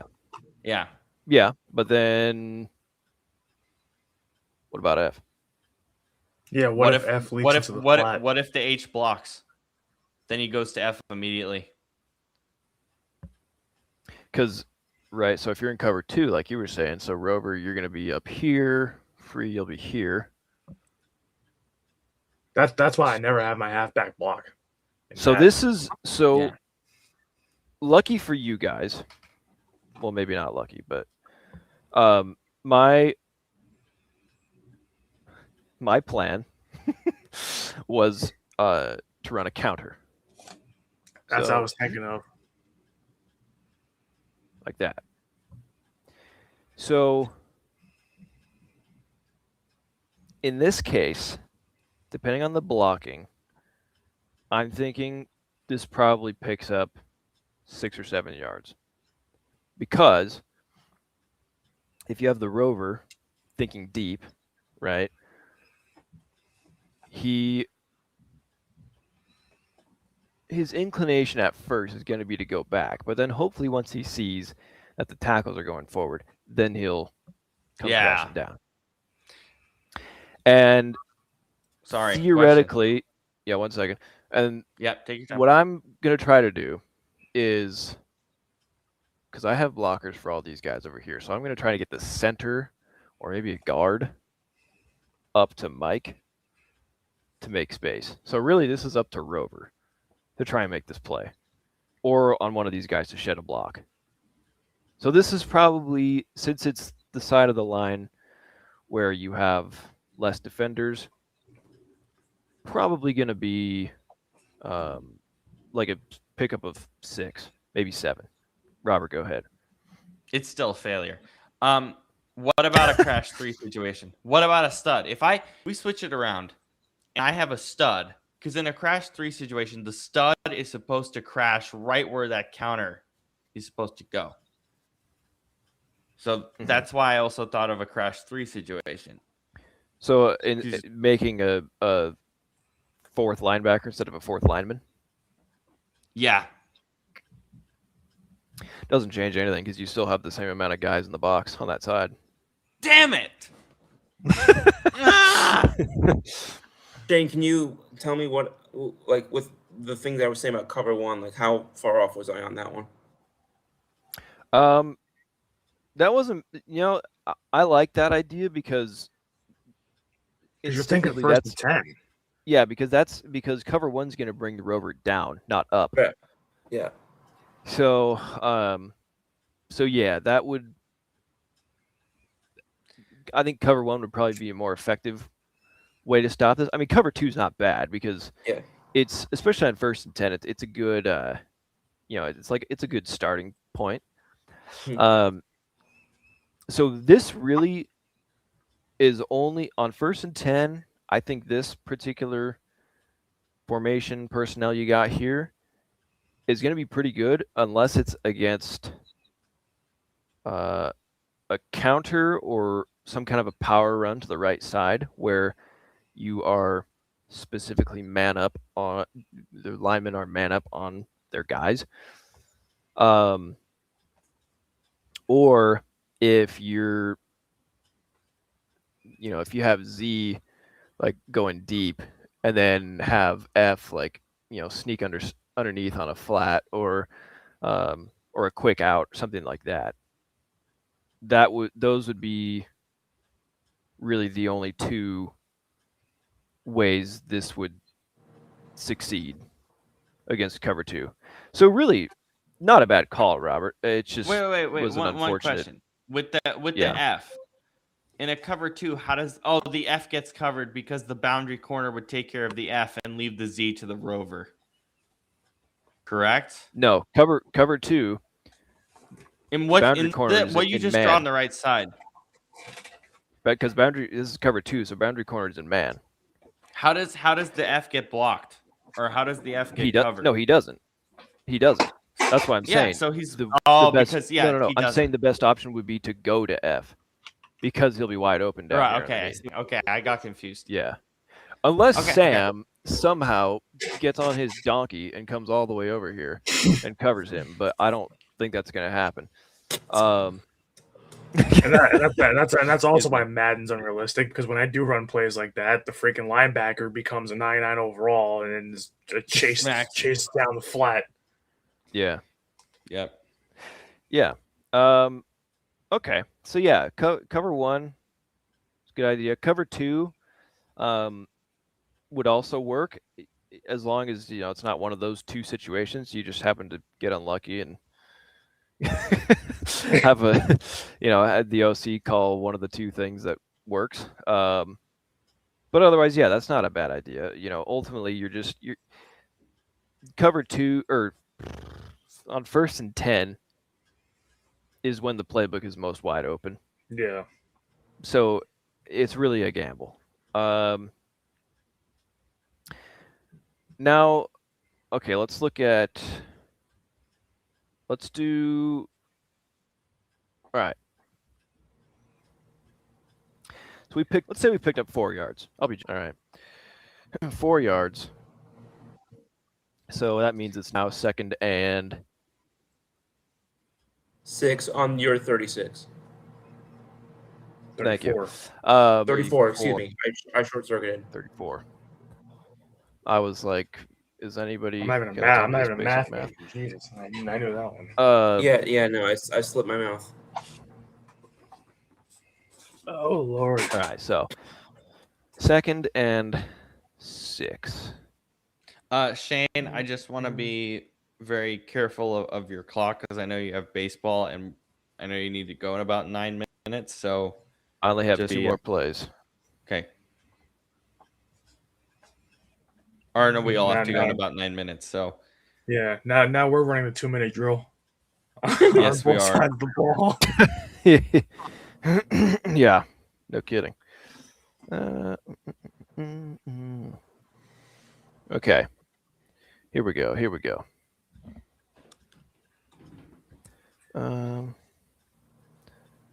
What play did I have? Oh yeah. I'm gonna let you guys take this one. I took the first one with the cover 2. I'm gonna have you guys take this.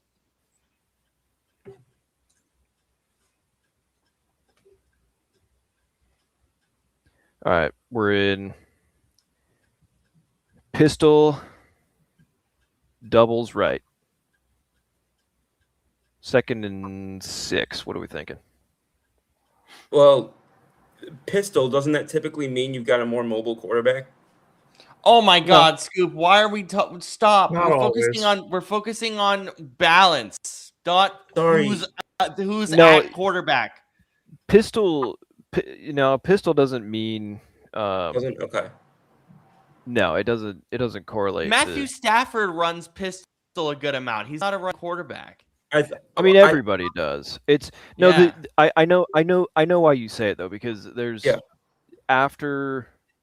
because Lamar Jackson and the Ravens ran a ton of pistol. A Yeah. lot. So now that is accurate. Yeah.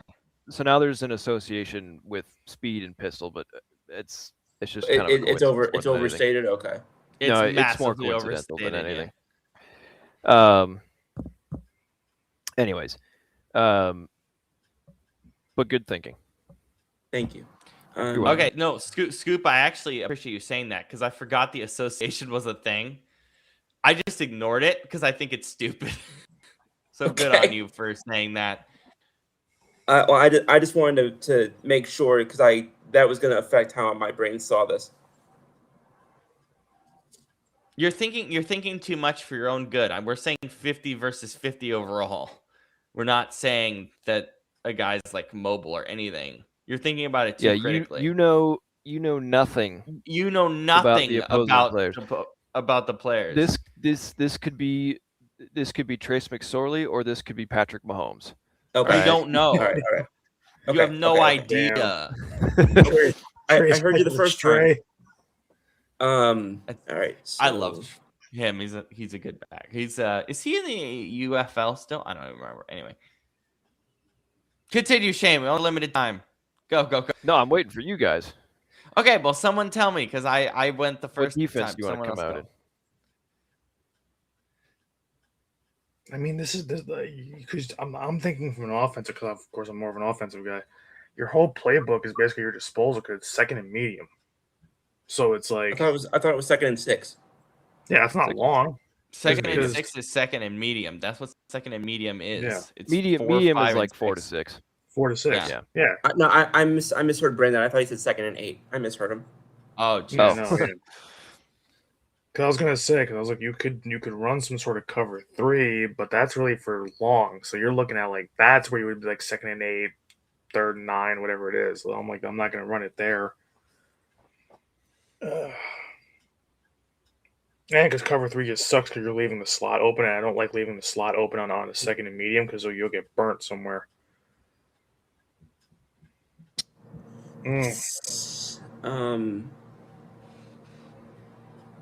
Yeah, this is in the situation you're not really going. You shouldn't go deep. I'm guessing I'm going to get this completely wrong, but I'm just going to throw this out there. Would it be like a cover 2 zone situation because you want to handle the middle of the field, and like you said, intermediate plays, but by dropping them back a little bit, it reduces the opportunity for them to get the first down, and you're okay giving up a yard or two because then that puts them in a third down situation where their options are more limited.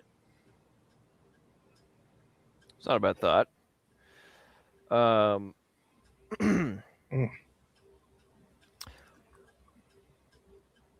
So what personnel do you want? You want 4 linemen, 3 linemen, 4 DBs, 5 DBs?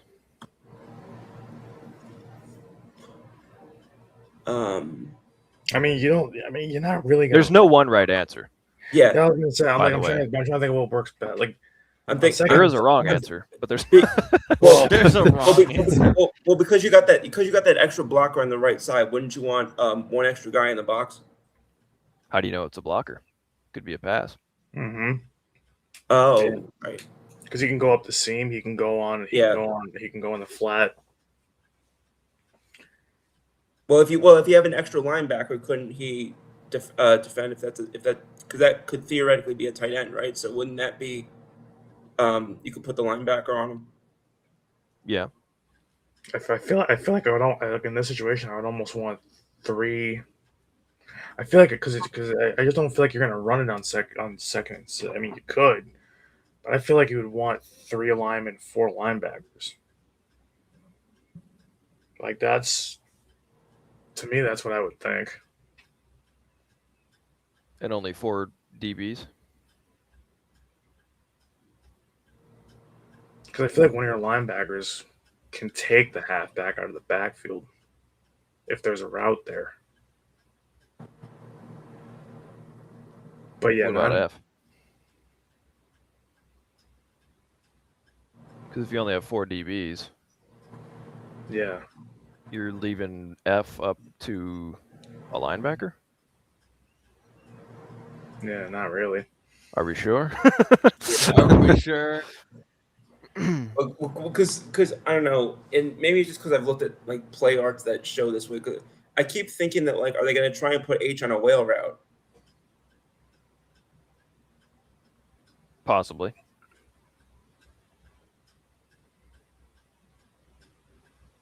Unless you do, could you trying to do the math? I'm trying to think about it.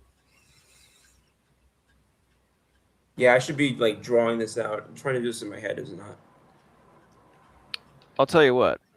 Let me draw out the play I'm going to do, and you tell me what you think would be ideal.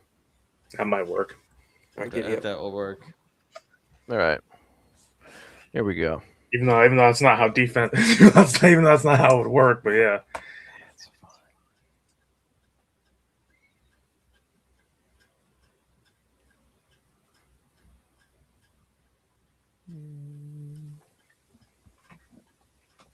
Because if you're Brian Flores, you're running a 4-4 here, and someone's always open. That's why I run a 4-4 if someone's running on me a ton.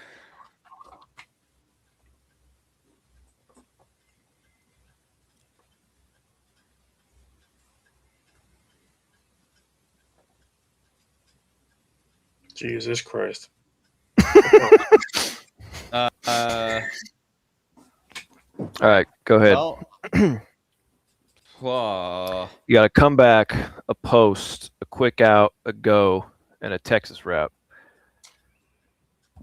I still don't understand why it's called a Texas route.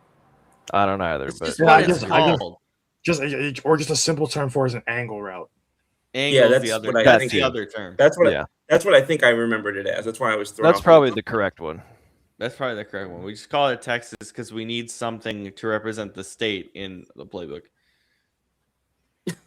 Apparently. That's basically why. I mean, you're gonna have to run some sort of cover too, especially if you got well. But is your linebacker going to keep up over the middle?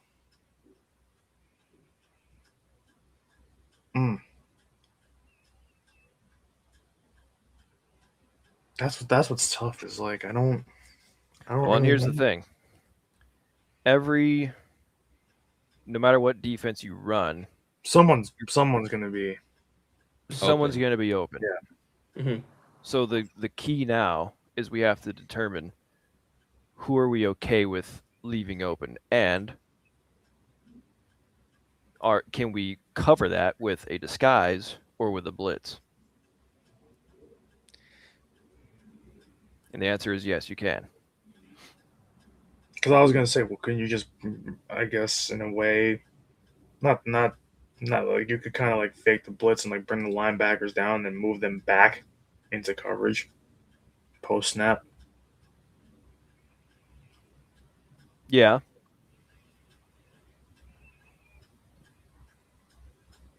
Yeah, just so it makes that quarterback think for an extra second. So I think what I would do in this situation is this. Well, first of all, let me just put everyone in their formation.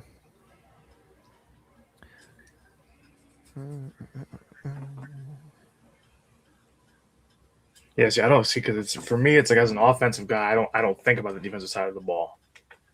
So it's like, well, you should.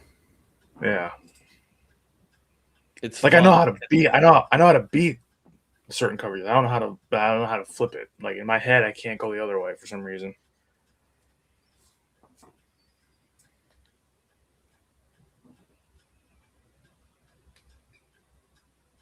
So Press coverage. Yeah. So this looks like it would be cover what? This is a cover three. Cover Well, two. no, this is cover three or deep cover four. Right? 2 or 4. 2 or 4, yeah. Oh wait, would this be cover 4 palms? This would be palms, yeah. Yes. Because everyone's this is palms. I would more or less. I would originally think this would be palms. But Shit. I'm going to disguise it. So I have, cover 2 or 4 disguise. What I'm going to do is run cover 1. And I'm going to do cover 1 Mike blitz. Let me tell you why. So we have these guys coming in. Excuse me. Oh, Have him crash there somewhere. I was thinking about that because 2nd and 6, you're not gonna try to get the whole thing. You're gonna because if you're getting 4 on a first down, and knowing you said that like you're a fan of like taking what the defense gives you. So it's like you're getting 4, you're gonna try to get another 4 to 5. So it's like then cover 1 stops short yardage. Right. So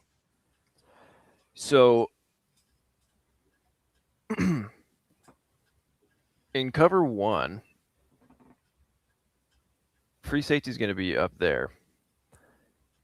So the one issue is you leave Z a little vulnerable. Yeah. Way deep. But assuming he beats the boundary corner. But that's why you blitz. Because you want to add pressure on the quarterback so that he doesn't have time to let that route develop. Get that play to develop. It could probably force an errant throw. So if you're cover 1, field corner is going to be tight on X, so he's probably not going to give up that comeback. Nickel's going to be tight on F, so and even if he does give that up, free safety's there. That's going to be a hospital pass. Will is going to be on the man up on Y. So you might think, well, okay, what about H? If we're in cover 1 Rober's going to come down. So he might catch it, but again, hospital pass. So this is an example of how to use disguises and blitzes to take, because this is offensively, there's a lot going on here. Yeah. Because this is, this is one of the plays we run. I'm not going to say the name of it. Divulging secrets. This is not okay. But anyways, I mean, this is a pretty common play anyways, but Yeah. but for good reason, because every coverage has one or two weaknesses against it.